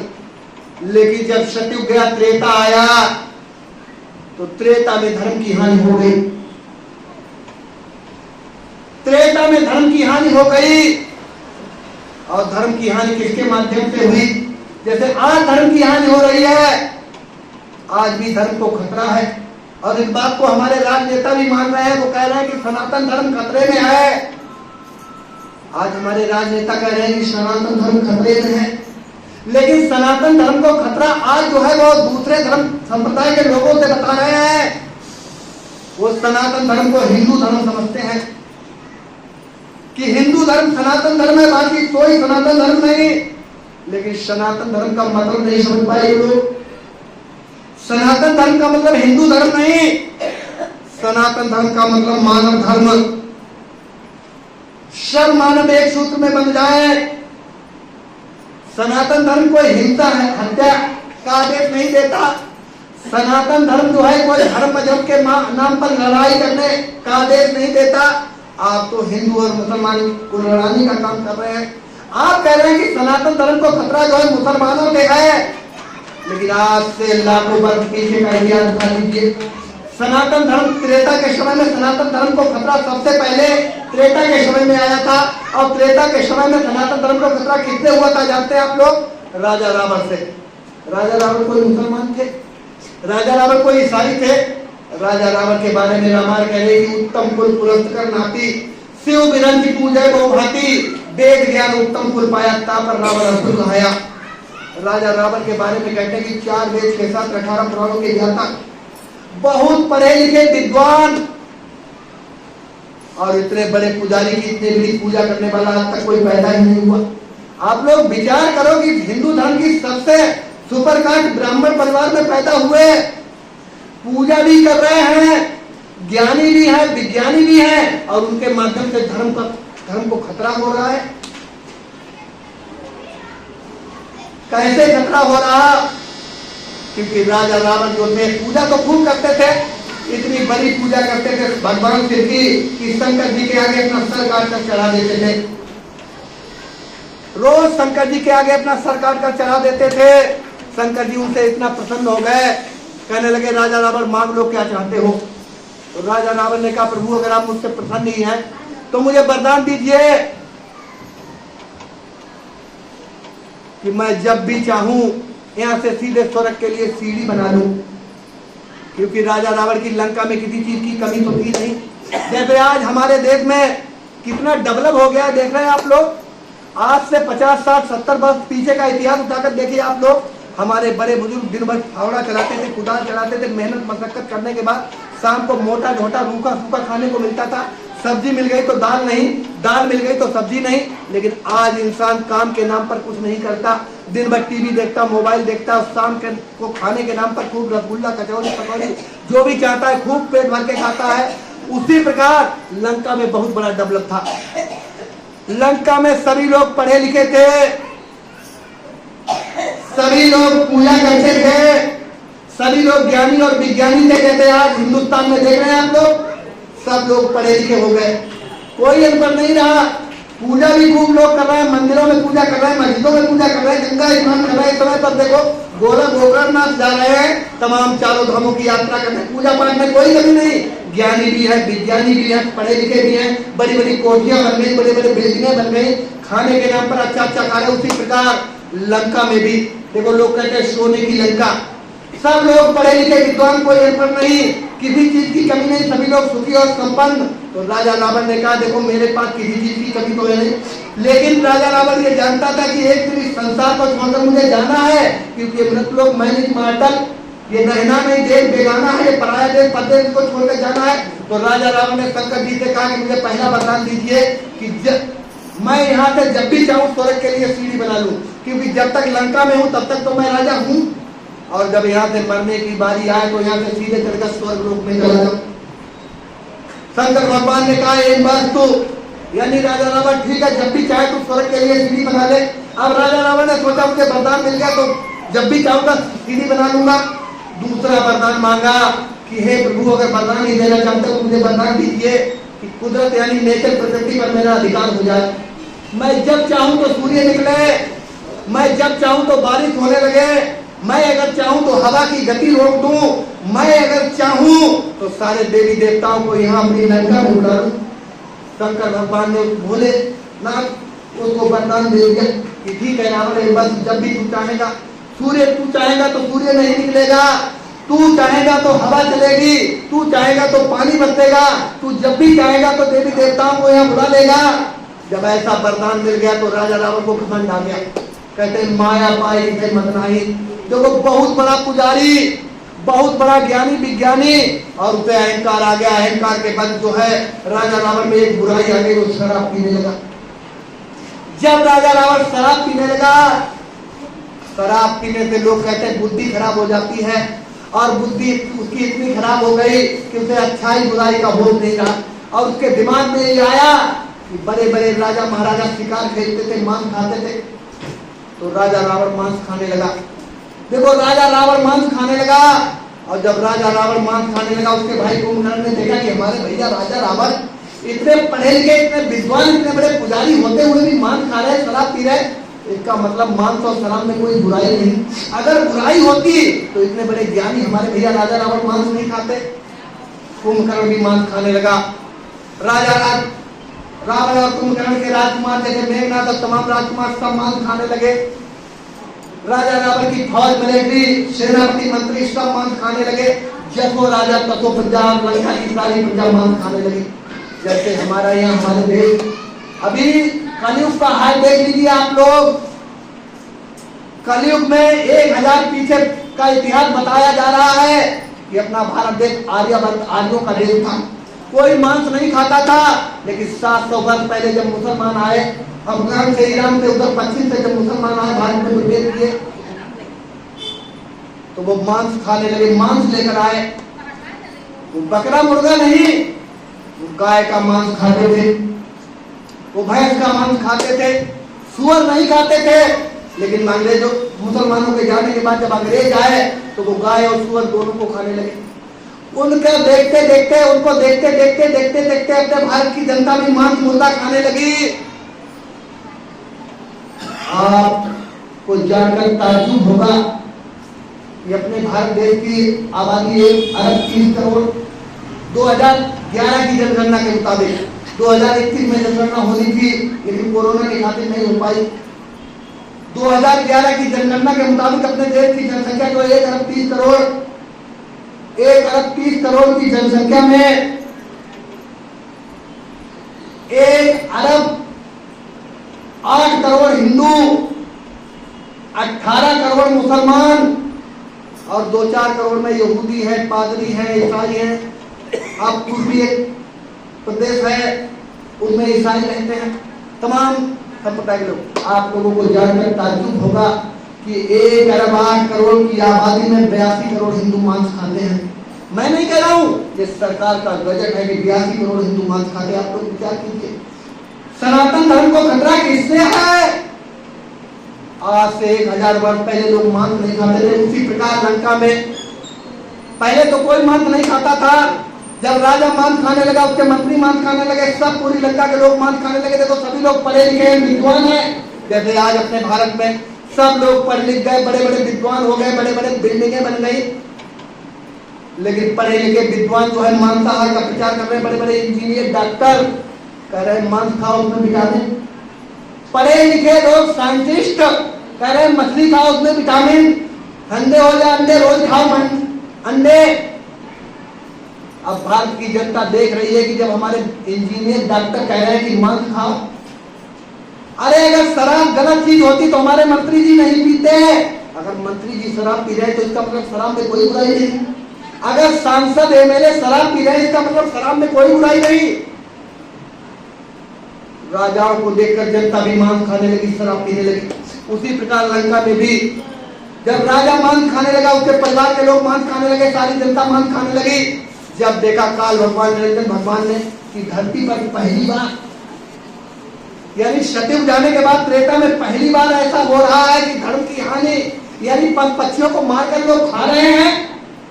उस प्रभु ने देखा कि सगला सृष्टि मोर उपजाया, सब पर मोर बराबर दाया, सबको मैंने बनाया है। चाहे पशु हो, पक्षी हो, जल के जीव हो, कीड़े मकोड़े, सबको मैंने बनाया। रावण जैसा विद्वान, जैसे आज बड़े बड़े विद्वान, बड़े बड़े पढ़े लिखे इंजीनियर डॉक्टर वही मांस खा रहे हैं और बढ़ावा दे रहे हैं, उसी प्रकार रावण जैसा विद्वान 4 वेद 6 7 18 पुराणों का ज्ञाता, इतना बड़ा पुजारी होते हुए जब मांस खाने लगा, तो काल भगवान निरंजन भगवान ने सोचा कि मैं धरती पर जाऊंगा और पहले तो समझाऊंगा राजा रावण को, अगर नहीं मानता है तो मैं जो है विनाश कर दूंगा, काउंटर कर दूंगा। और वही काल भगवान निरंजन भगवान का व्यापक ब्रह्म निरंजन निर्गुण विमल विनोद और सोच भक्ति प्रेम बस कौशल्य की गोद कौशल्य के यहाँ आ गए और जंगल में गए। आप लोगों को पता है सारी कहानी। और जंगल में जाकर भगवान राम ने क्या काम किया, जितने भी ऋषियों मुनियों के आश्रम थे, सारे आश्रमों पर गए और ऋषियों मुनियों से कहा कि जाओ लंका चले जाओ और लंका में शाकाहार का प्रचार करो। हमारे गुरु महाराज भी आजादी के बाद में, पहले तो महात्मा गांधी ने एक सपना दिखाया था कि अपने देश में राम राज्य लाएंगे, लेकिन आजादी के बाद में जब अपने देश के राजनेता शराब पीने लगे, मांस खाने लगे, तो महात्मा गांधी ने सोचा कि मैंने तो सोचा था कि राम राज्य लाएंगे और हमारे राजनेता ही मांस खा रहे हैं, शराब पी रहे हैं, राम राज्य कैसे आएगा। तो महात्मा गांधी ने उनका विरोध किया। महात्मा गांधी ने कहा कि पार्लियामेंट में ऐसा कानून बनाओ कि जो मांस खाएगा वो इलेक्शन नहीं लड़ेगा, चुनाव नहीं लड़ेगा, उसे एमपी एमएलए नहीं बनाया जाएगा, उसे मंत्री मिनिस्टर नहीं बनाया जाएगा जो शराब पिएगा, मांस खाएगा। नेताओं ने देखा ये बुढ़ा जो है क्या बात कर रहा है, ऐसा कानून बनाओ, इसलिए इसको मरवा दिया जाए। तो महात्मा गांधी को खत्म करवा दिया गया, मरवा दिया गया। और धड़ल्ले से देश में जो है मुर्गी पालन, बकरी पालन, शराब के ठेके, ये तमाम मांसाहार का प्रचार धड़ल्ले से सरकार के माध्यम से होने लगा। उस समय पर बाबा जयदेव जी महाराज 1952 में मैदान में आए और ललकारा था हिंदुस्तान के ऋषियों मुनियों, योगी योगेश्वरों, शंकराचार्यों को, क्योंकि देश में 4 शंकराचार्य बड़े बड़े हिंदू धर्म के सबसे बड़े गुरु शंकराचार्य, इनको भी आवाज लगाई थी कि है देश के शंकराचार्यों, तुम अपने मठों में बैठे हुए माला जप रहे हो, अरे गुफाओं कमराओं में बैठे हुए ऋषियों मुनियों योगी योगेश्वरों, तुम्हारा माला जपने का समय नहीं, क्योंकि देश में जो है अधर्म छा रहा है। तुम उठो और जनता के बीच जाओ, क्योंकि सरकार तो मान नहीं रही, सरकार तो बकरी पालन, मुर्गी पालन, शराब के ठेके चला रही है। तुम जनता के बीच में जाओ, जनता को समझाओ, जनता को समझाओ, तुम धर्म गुरु हो, तुम्हारी बात मान लेगी, जनता शराब नहीं पिएगी, मांस नहीं खाएगी। और जब जनता शराब और मांस नहीं खा पिएगी तो इन राजनेताओं को ये व्यापार बंद करना पड़ेगा। लेकिन किसी ने भी गुरु महाराज की बात नहीं मानी। उसी प्रकार भगवान राम ने जंगल में सारे ऋषियों मुनियों के आश्रम पर गया, ऋषियों मुनियों से कहा कि जाओ चले जाओ लंका में और शाकाहार का प्रचार करो, लोगों को बताओ तुमने कौन सा धर्म अपना लिया। तो पहले तो ऋषियों मुनियों ने भगवान राम की बात नहीं मानी, लेकिन बार बार भगवान राम जब जाने लगे ऋषियों मुनियों के आश्रम पर, तो ऋषियों मुनियों ने सोचा ये बार बार आ रहे हैं, आखिर कारण क्या है। तो ऋषियों मुनियों ने जब अपनी अंतर्दृष्टि साधना के माध्यम से देखा कि ये राम है कौन, और जब जीवात्मा यहाँ से निकाल कर उधर ले गए तो देखा काल भगवान निरंजन भगवान स्वयं राम के रूप में आए हुए। तो ऋषियों मुनियों ने उनकी बात मानी और सीधे लंका गए और लंका में जाकर जो है शाकाहार का प्रचार करने लगे। जैसे आज हम लोग गुरु महाराज के आदेश से शाकाहार का प्रचार ये हिंदुस्तान रूपी लंका में कर रहे हैं। कितने राक्षस, कितने रावण। पहले तो केवल एक लंका में एक रावण था, आज तो घर घर रावण, घर घर राक्षस। रावण इतना फिर भी था, वो सीता माँ की चोरी करके तो ले गया था, लेकिन इतिहास बता रहा है कि उसने सीता माँ को हाथ भी नहीं लगाया। और आज के रावण आप लोग देख रहे हैं, देख रहे हैं हम लोग, गांव गांव, गली गली, शहर शहर, गांव में हम ये देख रहे हैं हालत कि 10, 12, 15 साल की बच्ची खेतों में बकरी चलाने गई, या उसके माँ बाप खेतों में काम कर रहे हैं, उसको भोजन देने के लिए गई, और उसी गांव का 50 साल का बुढ़ा आदमी उस लड़की को पकड़कर जो है गन्ने के खेत में ले जाता है, उसके साथ दुष्कर्म करता है। लड़की पहचान लेती है, तुम तो मेरे बाबा हो, अरे आप तो हमारे बाबा हैं, आप ये क्या कर रहे हैं। और वो बुढ़ा आदमी कहता है तूने मुझे पहचान लिया, पहचान लिया, उसकी गर्दन काट देता है। और बच्ची की सड़ी गली लाते ही आप लोग देख रहे हैं कि ऐसे रावण, कुदरत कैसे चुप बैठेगी, कुदरत बौखला गई है, बौखला गई। बौखला का मतलब समझते हैं आप लोग, नाराज होने की बात अलग, आदमी नाराज होता है कि गुस्सा शांत भी हो जाता है, लेकिन बौखलाहट का मतलब जब आदमी बौखला जाता है तो बौखलाहट में कुछ भी कर सकता है, खुद मर जाए, दूसरों को मार दे, गांव में आग लगा दे, शहर जला दे, बौखलाहट में क्या करते। उसी प्रकार गुरु महाराज ने कहा कुदरत बौखलाई है, बौखलाई। तो इनके आदेश से भी रुकी पड़ी है, रुक जा भी। हमारे प्रेमी जा रहे गाँव गाँव शहर पर, भगवान राम ने ऋषि मुनियों से कहा जंगल में लंका में चले जाओ। ऋषि मुनि जाते हैं लंका में और शाकाहार का प्रचार करते हैं कि भाई हाथ जोड़कर विनय हमारी हो जाए सब शाकाहारी। आप लोगों ने कौन सा धर्म अपना लिया। लंका में जाकर ऋषि मुनि ने समझाया कि आप लोग पढ़े लिखे हैं, विद्वान हैं, आप लोग पुजारी हैं, पूजा पाठ करते हैं, लेकिन आप लोग मांस खा रहे हैं, शराब पी रहे हैं। जैसे आज के देख रहे हैं आप लोग, पूजा तो खूब कर रहे हैं, रोज सुबह उठकर नहा धोकर चंदन तिलक टीका लगाकर मंदिर में जाते हैं और खूब धूप बत्ती अगरबत्ती आरती पूजा लगाते हैं। और शाम को वही व्यक्ति शाम को बोतल पीकर और अपने घर में जो है मांस खा रहा है। ऐसी पूजा, ऐसी ही पूजा जब लंका में शुरू हुई तो ऋषि मुनि गए और समझाने लगे। तो लोग लंका के निवासियों ने कहा कि आप बात तो ठीक कह रहे हैं कि मांस खाना धर्म है, क्योंकि अगर मांस खाना धर्म है तो अधर्म क्या है, अगर शराब पीना धर्म है तो अधर्म क्या है। बात आपकी हमारे समझ में आ रही है, लेकिन महाराज हम तो समझाने से कोई फायदा नहीं, हमारे राजा रावण को आप समझाइए। अगर राजा रावण मान जाते, हम तो लोग इसलिए कह रहे हैं कि राजा रावण इतने बड़े विद्वान, इतने पढ़े लिखे, इतने बड़े पुजारी, जब वो मांस खा रहे हैं तो मांस में अगर बुराई होती तो इतने समझदार राजा रावण नहीं खाते। ऋषियों मुनियों ने कहा कह रहे हो तुम ठीक। राजा रावण के पास जाते हैं और हाथ जोड़कर प्रार्थना करते हैं, हे महाराज मुझे प्रभु राम ने संदेश लेकर भेजा है आपके पास। रावण शराब के नशे में बैठा था, एकदम खौर उठा उसका खून। तुम किसे प्रभु बता रहे हो। अरे तुम जंगल में तपस्या करने वाले साधु ऋषि मुनि, एक राजा रावण को नसीहत देने आए हो। तुम्हें नहीं पता मैं 4 वेद 6 7 18 पुराणों में गया था, मेरे अंदर वो क्षमता है, अगर मैं चाहूं अभी सूर्य की गति रोक सकता हूं, मैं चाहूं अभी पानी बरसा सकता हूं, मैं चाहूं अभी हवा की गति को रोक सकता हूं, अगर चाहूं तो सारे देवी देवताओं को यहीं पर बुला दूं। तुम जंगल में तपस्या करने वाले मामूली ऋषि मुनि, एक 4 वेद 6 7 18 पुराणों के राजा रावण को समझाने आए हो, चलो भाग जाओ। भगा दिया राजा रावण ने। भगवान राम ने दूसरे ऋषि मुनियों को भेजा, बराबर भेजते रहे, ऋषि मुनि प्रचार करते रहे, समझाते रहे, लेकिन राजा रावण ने सोचा कि ये कोई राम और लक्ष्मण नाम के 2 लड़के आए हैं, ये हमको समझा रहे हैं, हमारे लिए संदेश देते हैं, इनका अपमान कर दिया जाए। तो देखो राजा रावण ने, भगवान राम तो राजा रावण के हित की बात कर रहे थे, लेकिन राजा रावण ने भगवान राम का अपमान करने के लिए माँ सीता का हरण कर दिया। लेकिन फिर भी भगवान राम की मर्यादा देखिए, दूध बनाकर भेजते हैं, अंगद को दूध बनाकर भेजते हैं कि जाओ चले जाओ, और राजा रावण को समझाना, उससे कहना कि अब भी मान जाओ, अब भी समय है, आखिरी चेतावनी दे देना। मेरे प्यारे नगर निवासियों, अगर आप लोग मेरी आवाज को सुन रहे हैं तो ये आखिरी चेतावनी, क्योंकि 50-60 वर्षों से बाबा जय गुरुदेव जी महाराज के शिष्य हाथ जोड़कर प्रार्थना कर रहे हैं, ये इनका कोई मतलब निजी लाभ नहीं। आप लोगों ने देखा होगा, ये बेचारे अपना रुपया पैसा फूंककर, अपना डीजल पेट्रोल फूंककर, अपना भाड़ा किराया लगाकर, अपनी मेहनत और ईमानदारी से कमाए हुए पैसे से पर्चे और पंपलेट छपवाकर अपना काम जो है हाई करके आपके दरवाजे पर आपसे हाथ जोड़कर प्रार्थना करने जाते हैं कि आप लोग हाथ जोड़कर तुम्हें हमारी हो जाए सब साकार, आप लोग नहीं मान रहे तो अभी अंतिम चेतावनी, क्योंकि आप लोगों को भी लग रहा होगा अब तो तमाम लोग ये कह रहे हैं कि दुनिया का अस्तित्व जो है खतरे में है। तमाम भविष्यवाणी वक्ता भी ये कह रहे हैं, बाबा बेटा की भविष्यवाणी, नास्त्रे दमन की भविष्यवाणी और तमाम भविष्यवक्ता भी ये कह रहे हैं कि दुनिया का अस्तित्व जो है खतरे में है। मेरे प्यारे ग्रामवासियों, बाबा जयदेव जी महाराज और बाबा जयदेव जी महाराज के सुख तो बहुत विचित्र रहा था। अभी अंतिम चेतावनी, जैसे राजा रावण के लिए अंतिम चेतावनी भेजी गई थी अंगद के माध्यम से कि जाओ उसको बता दो कि अब भी मान जाए, अन्यथा तो अन्यथा राख होने की लंका जलाकर राख कर देंगे, सबको मार देंगे। अंगद पहुंचते हैं और जाकर राजा रावण से प्रार्थना करते हैं कि महाराज मैं प्रभु राम का दूत हूँ।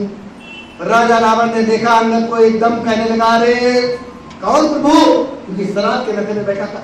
जब उन्होंने कहा मैं प्रभु राम का दूत हूँ, कहा कौन प्रभु, अरे तुम उन वनवासियों को प्रभु बता रहा है जिसको रहने के लिए छत नहीं, पानी बरस रहा है, कहीं पेड़ के नीचे बैठ कर जो है किसी प्रकार रात को गुजारते हैं, खाने को भोजन नहीं, पहनने को कपड़े नहीं, पैर में चप्पल नहीं, नंगे पैर घूम रहे हैं, घर से निकाल दिया गया, जिसकी घर में पहलू नहीं घर से निकाल दिया गया, उनको तुम प्रभु बता रहे हो। तुम सब मूर्ख पागल और बुद्धू हो, तुम जंगल में रहने वाले अनपढ़ गवार कोई बानर, तो हमको समझाने आए हो राजा रावण को, चाल भेज के ज्ञाता को, चलो भाग जाओ।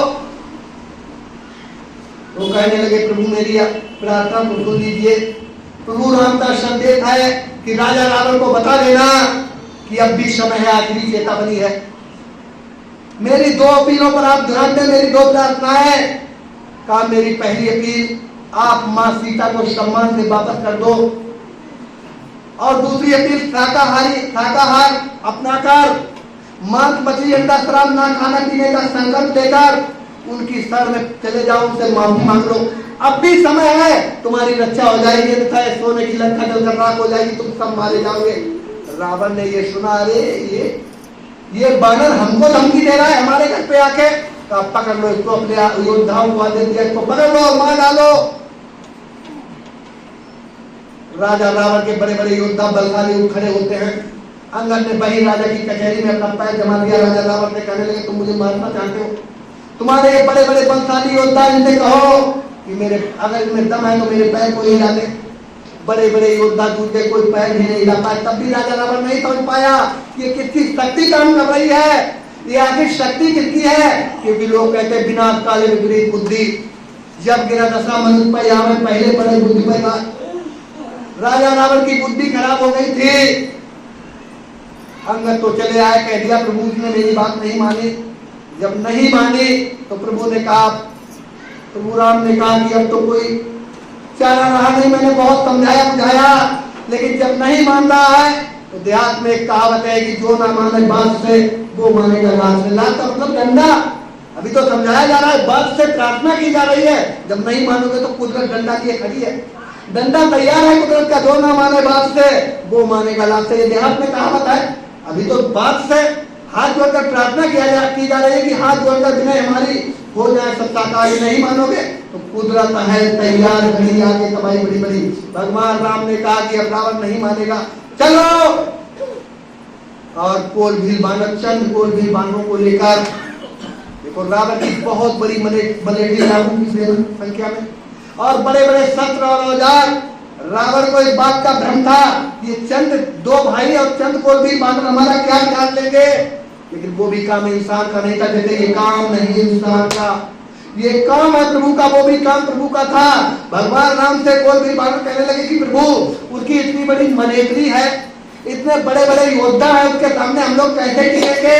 प्रभु राम ने कहा कि तुम चिंता मत करो, तुम अगर घास फूस उखाड़ कर भी, तुम डेला उठाकर भी, तुम लाठियों को तोड़ लो, जंगल से डंडे तोड़ लो, और अगर तुमने डीला उठाकर भी उसकी उनके ऊपर फेंक दिया तो वो परमाणु बम का काम करेगा। और देखो किया, देखा लोगों ने, राजा रावण की इतनी बड़ी मलेठी सेना, सब मारे गए, चंद कोल भील बानर जीत गए। एक लग पूछ सवा लग नाती रावण जीवन बाकी सोने की लंका जलकर राख हो गई। रहा न कुल कोई रोवन हारा अधर्म। इसीलिए क्योंकि राजा रावण मांस मछली अंडा शराब पीने लगे थे। भगवान राम का कोई बैर नहीं था राजा रावण से, कोई बुराई नहीं थी, लेकिन बात इतना ही कि प्रभु राम का धर्म शाकाहारी और 4 वेद के राजा रावण का धर्म मांसाहारी, इसीलिए भगवान राम ने रावण को मारा, सोने की लंका जलाई। और सोने के अगर राज्य छीनने के लिए नहीं, अगर गद्दी और कुर्सी के लिए लड़ाई की होती तो लंका में रावण को मारने के बाद लक्ष्मण को वहां का राजा बना देते। गद्दी और कुर्सी कोटि महलों की झगड़ा नहीं था, धर्म युद्ध था।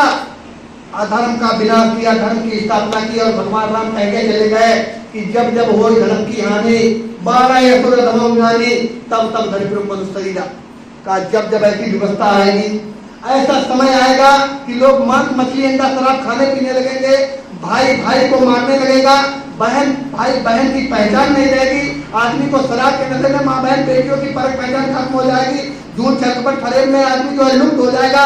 ऐसे समय पर जब अधर्म छा जाएगा तो मैं आऊंगा, पहले तो समझाऊंगा और जब नहीं मानेंगे तो जो है विनाश कर दूंगा।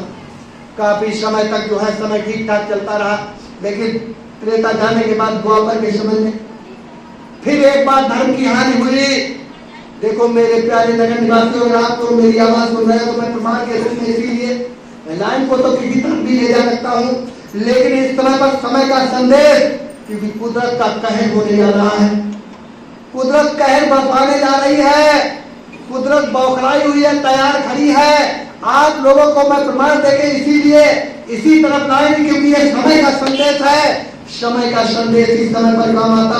आप लोग बाद में ये न कहो कि हमको बताया नहीं गया कि कैसा धर्म कैसा अधर्म। धर्म का मतलब सनातन धर्म का मतलब हिंदू मुस्लिम सिख ईसाई नहीं, सनातन धर्म का मतलब मांसाहार और शाकाहार, मांसाहार और शाकाहार, मांसाहार अधर्म और शाकाहार धर्म। भगवान राम के बाद में द्वापर के समय में फिर जब एक बार अधर्म बढ़ा, द्वापर के समय में उस समय का राजा कंस, आप लोगों ने नाम सुना होगा, कहानी सुनते रहता है। मैं आपको किससे कहानी सुनाने नहीं आया, ना ही सुनाना चाहते हैं आपको मालिक का संदेश, लेकिन प्रमाण के रूप में ताकि आप लोग समझ सके।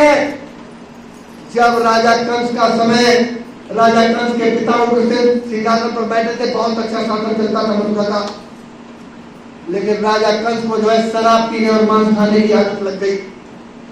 जब उग्रसेन ने देखा कि मेरा बेटा आगे चल के ये गद्दी पर बैठेगा, इसे शराब पीने की लत लग गई, इसे मांस खाने की लत लग गई, तो उग्रसेन ने कंस को बुलाया, डांटा। कंस को जब डांटा तो कंस शराब के नशे में था, उसने कहा ये बुढ़ा बाप मुझे डांट रहा है, और अपने ही पिता को गद्दी से खींचकर पटक दिया। उनके सोने का मुकुट उतारकर अपने सर पर रख लिया और जबरदस्ती सिंहासन पर बैठ गया और अपने पिता उग्रसेन को जेल में डाल दिया।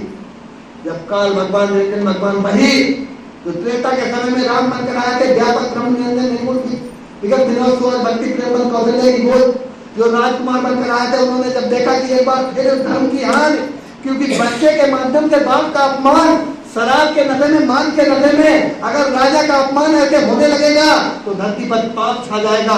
इसलिए काल भगवान ने कहा मैं धरती पर जाऊंगा, पहले तो कंस को समझाऊंगा और नहीं मानेगा तो काउंटर करूंगा।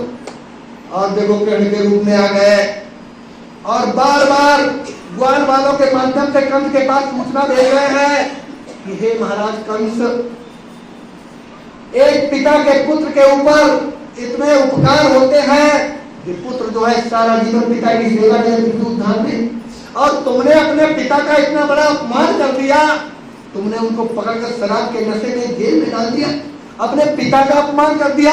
इसकी वजह शराब और मांस, क्योंकि जैसा खाओगे अन्न वैसा बनेगा मन, जैसा पियोगे पानी वैसी बनेगी वाणी। तुम शराब और मांस के नशे में बुद्धि खराब हो गई, तुमने अपने पिता का अपमान कर दिया। हे राजा कंस, शराब और मांस को छोड़ दो, अपने पिता को पुनः संबंध में गद्दी पर बैठा दो। जब ग्वाल जाने लगे देखने के लिए और कहने लगे राजा कंस से कि हे राजा महाराज कंस, मुझे कृष्ण भगवान ने भेजा है और आपके लिए सूचना संदेश भिजवाया है कि आप शराब छोड़ दो, मांस छोड़ दो और अपने पिता को सम्मान से गद्दी पर बैठा दो, अंततः कृष्ण भगवान ने कहा है कि मैं तुमको मार दूंगा। कंस का खून खोल गया कि एक गाय चराने वाला बन गया। कल का लड़का कृष्ण एक राजा के लिए धमकी दे रहा है। तो देखो कंस ने तमाम पूतना और तमाम को राक्षसी को भेजा कृष्ण को मारने के लिए। कृष्ण भगवान को समझा रहे थे, लेकिन उल्टा उनको मारने के लिए तमाम राक्षसों को भेजने लगा। लेकिन जब कृष्ण को तो मार नहीं पाया, तमाम राक्षसों को मारकर कृष्ण ने कंस को भी मार दिया। वो तो कंस को मारने के लिए आए थे, उनका लक्ष्य था कंस को मारकर धर्म की स्थापना करेंगे।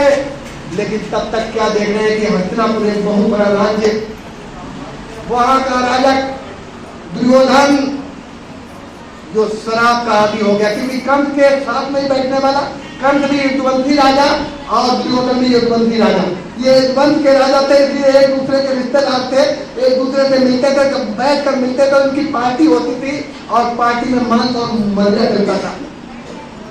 जब दुर्योधन शराब पीने लगा, मांस खाने लगा, तो शराब और मांस के नशे में उसकी जब बुद्धि खराब हुई, तो खराब बुद्धि से उसके दिमाग में एक विचार आया कि उसके 5 चचेरे भाई थे जिन्हें पांडव कहते थे। उसकी बुद्धि खराब हुई, शराब के नशे में उसने सोचा आधे रात को ये 5 पांडव ले लेंगे, आधे रात में हम 100 रह जाएंगे, इसलिए उसकी नीयत खराब हो गई। शराब के नशे में उसने सोचा सारा राज्य के मालिक हम हो जाएंगे। तो उसने एक दिन अपने मामा शक्ति के साथ मिलकर पांडवों को जुआ खिलाया और जुए में सब कुछ जीत लिया। जब सब कुछ जीत लिया, कुछ भी नहीं रहा पांडवों के पास, तो दुर्योधन बहुत खुश हुआ और खुशी के मौके पर उसने एक पार्टी की। जैसे हम लोगों के यहाँ कोई खुशी का माहौल होता है, जन्मदिन होता है या नामकरण होता है, बच्चे का जन्म होता है, तो खुशी के मौके पर शादी पार्टी करते हैं। उसी प्रकार राजा दुर्योधन जब सारे राज्य का मालिक हो गया हस्तिनापुर के, तो उसने इस खुशी में बहुत बड़ी पार्टी की और पार्टी में बड़े बड़े राजाओं महाराजाओं को बुलाया और उन राजाओं महाराजाओं को उस पार्टी में मांस और शराब परोसा गया। कृष्ण भगवान ने देखा कि अब तो ये तमाम राजा महाराजा मांस खाने लगे, शराब पीने लगे। राजाओं महाराजाओं को देखकर जनता भी शराब पीने लगी, मांस खाने लगी, क्योंकि जसो राजा तसो प्रजा, बुराई हमेशा ऊपर से नीचे के लिए आती, जैसे पानी ऊपर से नीचे के लिए आता है, उसी प्रकार जब राजा मांस खाने लगा, प्रजा भी मांस खाने लगी। जैसे आज हमारे बड़े बड़े पढ़े लिखे लोग इंजीनियर डॉक्टर कहते हैं मांस खाओ, मछली खाओ, शराब पियो, इससे एनर्जी बढ़ती है, शरीर को ताकत मिलती है, तो गरीब जनता तो उनकी बात मान रही कि यार कहा ये बुद्धिमान लोग जब मांस खाते हैं, शराब पीते हैं, तो इसमें कोई बुराई नहीं, हम भी खाएंगे। उसी प्रकार जनता भी मांस खाने लगी हस्तिनापुर की, और मांस और शराब के नशे में राजा दुर्योधन ने एक दिन इतना आनंदकर काम कर दिया। सभा लगी हुई है, पितामह भीष्म बैठे हैं, गुरु द्रोणाचार्य बैठे हैं, सब लोग बैठे हैं। इस भरी सभा में राजा दुर्योधन ने अपने छोटे भाई दुशासन से कहने लगे कि दुशासन, द्रौपदी को हमने जुए में जीत लिया, ये हमारी हो गई, इसको पकड़ कर लाओ, हम आदेश देते हैं, राजा आज्ञा का उल्लंघन नहीं होना चाहिए, राजा आज्ञा का पालन करो, इस द्रौपदी को पकड़ कर लाओ, इसको निर्वस्त्र कर दो, इसके बदन पर एक भी कपड़ा ना रखो और इसको लाकर हमारी नंगा करके हमारी जगह पर बैठाओ। जब कृष्ण भगवान ने देखा कि मांस और शराब के नशे में ये राजा जो है, राजा महाराजाओं के माध्यम से इतना अनोखा काम हो रहा है, अरे जब महारानियों के साथ ये हो रहा है तो गरीब जनता की बहन बेटियों के साथ क्या होगा। इसलिए कृष्ण भगवान ने सोचा कि अब तो इन राजाओं को मरवा देना ही थी। लेकिन कृष्ण भगवान सोचने लगे अगर इन राजाओं को मरवा दिया गया तो बहुत बड़ा खून खराबा हो जाएगा, कितनी माताएं महीने रात विधवा हो जाएंगी, कितने बच्चे अनाथ हो जाएंगे, यही चाहते नहीं थे कृष्ण भगवान। इसलिए उन्होंने सोचा पहले इनको समझाया जाए। तो कृष्ण भगवान जाते अपने गुरु के पास, जिनका नाम था दुर्वासा ऋषि। दुर्वासा ऋषि कृष्ण भगवान के गुरु थे। भौतिक गुरु तो संदीपन ऋषि थे, लेकिन आध्यात्मिक गुरु थे दुर्वासा ऋषि। दुर्वासा ऋषि ने कहा हाथ जोड़कर कृष्ण भगवान ने कि प्रभु ऐसा करो, आप हस्तिनापुर चले जाओ और हस्तिनापुर में जाकर आप सत्संग जारी करो, क्योंकि सत्संग सिपाही, सत्संग से बुरे लोग अच्छे बन जाते हैं। जाओ सत्संग करो और वहां पर शाकाहार का प्रचार करो, क्योंकि हस्तिनापुर में सब शराब पीने लगे, सब मांस खाने लगे, और अगर शराब पीने लगेंगे, मांस खाने लगेंगे, इनकी बुद्धि खराब हो जाएगी, तो माँ बहन बेटियों की परख पहचान नहीं रहेगी, तो इन सबको मारना पड़ेगा मुझे। इसलिए मैं नहीं चाहता हूँ कि खून खराबा हो जाए, तुम जाओ सत्संग करो, शाकाहार का प्रचार करो। दुर्वासा ऋषि जाते हैं, सत्संग जगह जगह लगाते हैं और कहते हैं लोगों से कि सब लोग शाकाहारी हो जाओ। ये तुमने कौन सा धर्म अपना लिया, तुम लोग मांस मछली का खराब खाने के लिए लगे, तुम्हारी बुद्धि खराब हो गई। जनता ने कहा कि महाराज हम तो मान भी जाए, हमारी कोई बात नहीं, लेकिन हमारे राजा शराब पी रहे हैं, मांस खा रहे हैं, आपको मांस और शराब छुड़वानी है तो हमारे राजा दुर्योधन की जुड़वाओ और उनसे कहो कि अपने पार्लियामेंट में ऐसा कानून बना दे कि कोई मांस शराब नहीं खाएगा पिएगा। दुर्वासा ऋषि पहुंचते हैं राजा दुर्योधन के पास और दुर्योधन से प्रार्थना करते हैं कि मुझे कृष्ण भगवान ने भेजा है, तुम शराब छोड़ दो, मांस छोड़ दो। अन्यथा कृष्ण ने कहा कि तुम सबको मार दूंगा, मैं महाभारत करा दूंगा। दुर्योधन शराब के नशे में बैठा था, एकदम आग बबूला हो गया। दुर्वासा ऋषि को अनाप शनाप बोलने लगा, कहने लगा कि तू उस ग्वाला, उस बदिया के कहने पर मुझे समझाने आ गया। अरे उस ग्वाला के इतनी हिम्मत कि कहे कि महाभारत करा दूंगा, सबको मार दूंगा। उस ग्वाला की ये बात, जा चला जा। दुर्वासा ऋषि ने काफी समझाया, शाकाहार का प्रचार किया, लेकिन लोग नहीं माने। फिर भगवान से समी ऋषि के पास जा, समी ऋषि गए। देखो तमाम जगह भगवान राम ने ऋषियों मुनियों को लंका भेजा समझाने के लिए, हाथ जोड़कर बिना हमारी हो जाए सब शाकाहारी। उसी प्रकार द्वापर में कृष्ण भगवान ने भी महाभारत से पहले तमाम ऋषियों मुनियों को भेजा हस्तिनापुर में और प्रार्थना की ऋषियों मुनियों ने कहना है कि सब लोग शाकाहारी हो जाओ। सभी ऋषि गए, सुखदेव गए और तमाम जो उस समय के ऋषि मुनि थे सभी ऋषि मुनि गए। लेकिन जब दुर्योधन नहीं माना, कहा हम नहीं मानेंगे, हमारा तो यही धर्म ठीक है। तो मेरे प्यारे ग्रामवासियों, देखा नतीजा आप लोगों ने, नतीजा देखा आप लोगों ने। आज से 5000 वर्ष पीछे का इतिहास आज भी कहते हैं लोग, कुरुक्षेत्र की धरती लाल है। 18 दिन के अंदर 18 26 सेना 56 करोड़ युवती मारे गए। पहले तो समझाया गया कि भाई मान जाओ, हाथ जोड़कर विनय हमारी हो जाए सब शाकाहारी। उसी प्रकार मेरे प्यारे नगर निवासियों, ये बाबा जय गुरुदेव जी महाराज के प्रेमी जगह जगह अपने एक संदेश बातों को बुलाकर आप लोगों से हाथ जोड़कर प्रार्थना और संदेश करते हैं कि आप लोग शाकाहारी हो जाओ। अगर आगे आने वाली आपत्तियों विपत्तियों परेशानियों मुसीबतों से बचना है तो आप लोग शाकाहारी हो जाओ। अगर नहीं मानेंगे, भाई हम तो अर्जी ही कर सकते हैं, क्योंकि गुरु महाराज ने कहा कि जाओ बता देना लोगों को कि बाबा जय गुरुदेव जी महाराज की अर्जी है, आगे आपकी मर्जी है। मर्जी तो आपकी, आपको जबरदस्ती आपसे नहीं किया जा सकता। वैसे मानेंगे तो आप लोग, जैसे इस समय पर आप लोग माने हुए हैं, सरकार ने आदेश दिया है कि सावन के महीने में कोई बकरा मुर्गा नहीं कटेगा।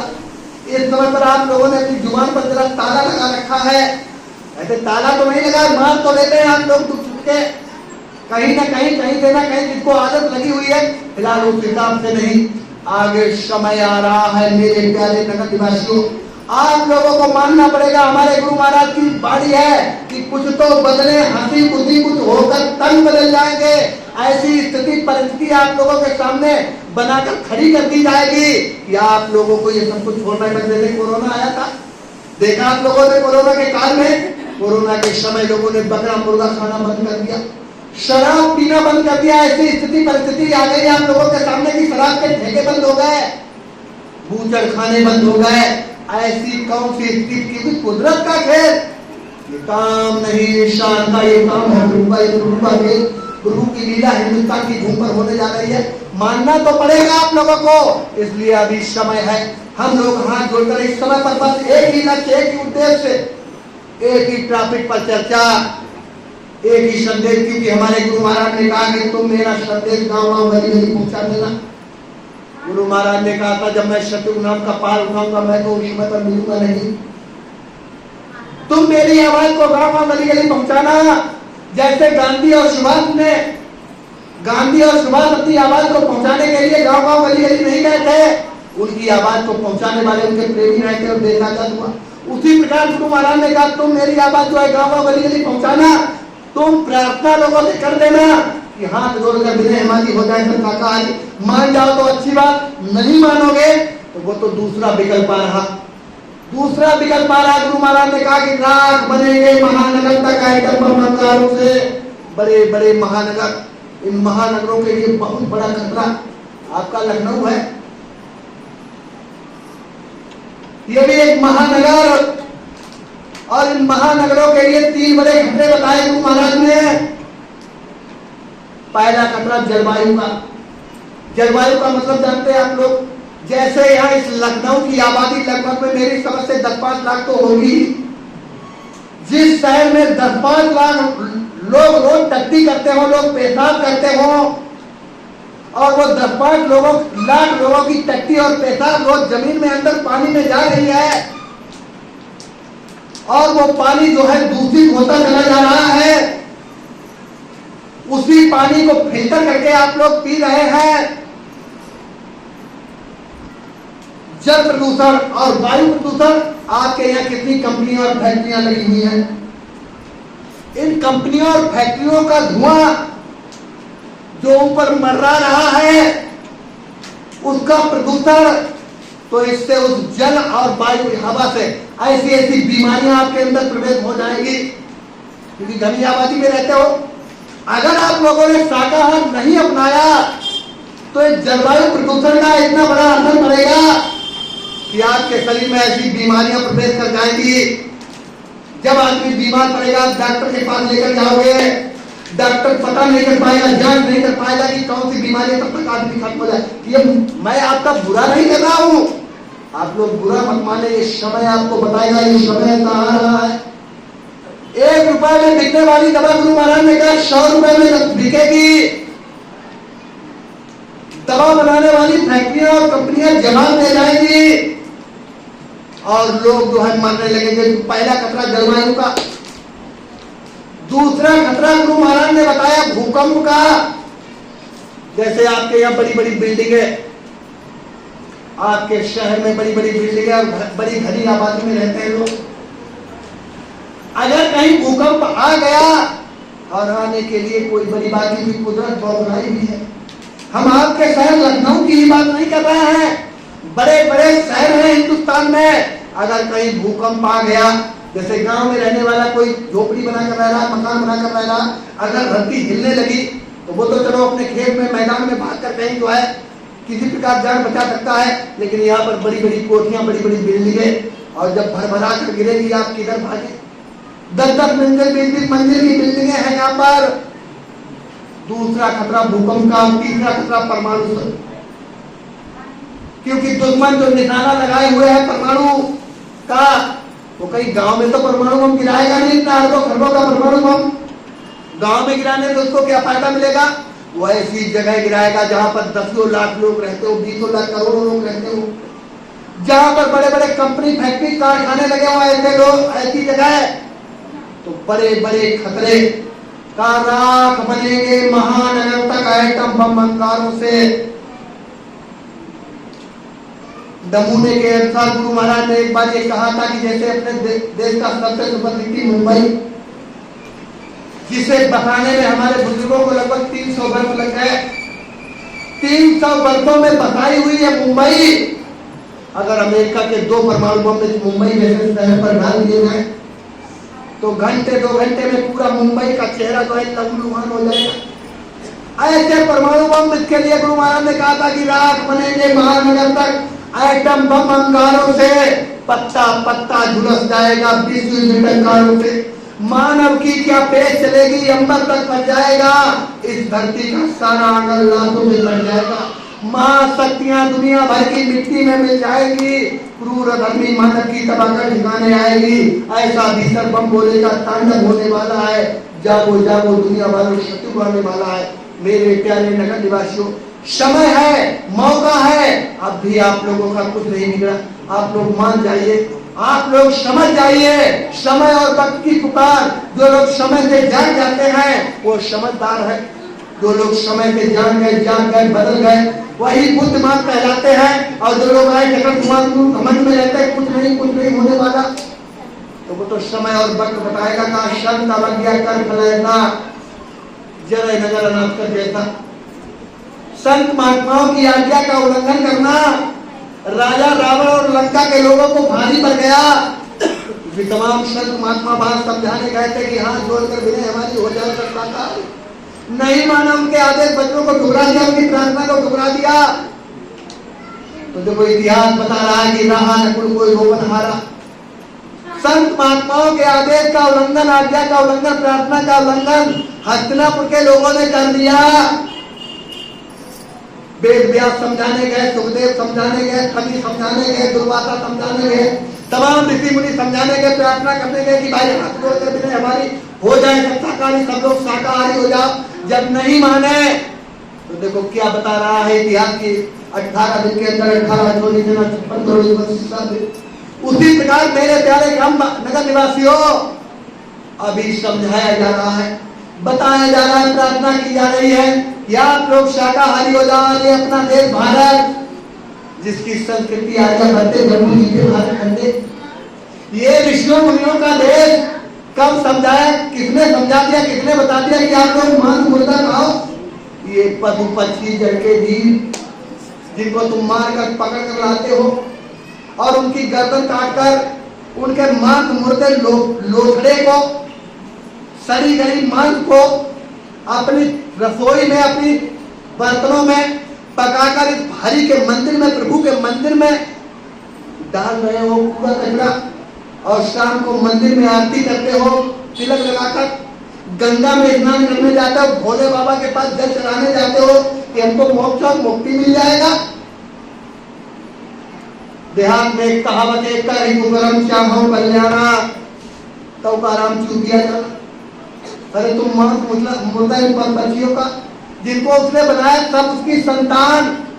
उन्होंने लिखा कि सगला सृष्टि मोर उपजाया, और सब पर मोर बराबर आए। ये पक्षी जल के जीव जो भी देख रहे हैं, अरे हमारे ऋषियों मुनियों ने कहा कि वसुदेव कुटुंबकम, वसुदेव कुटुंबकम का मतलब, वसुदेव का मतलब, वसुदेव का मतलब धरती, ये पृथ्वी, और पृथ्वी पर जितने भी जल में रहने वाले, जमीन पर रहने वाले, चलने फिरने वाले, आसमान में उड़ने वाले, इसी श्रेणी में मानव भी आता है। जितने भी है सब कुटुंबकम, सब परिवार है।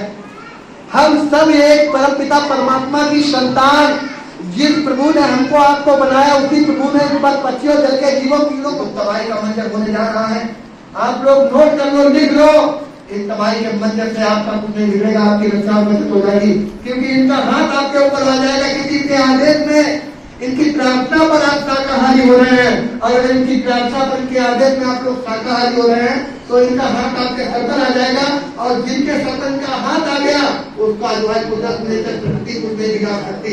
इसलिए भाई हाथ जोड़कर विनय हमारी हो जाए, सब शाकाहारी। इन शब्दों के साथ मैं अपनी बात को विराम देना चाहूंगा।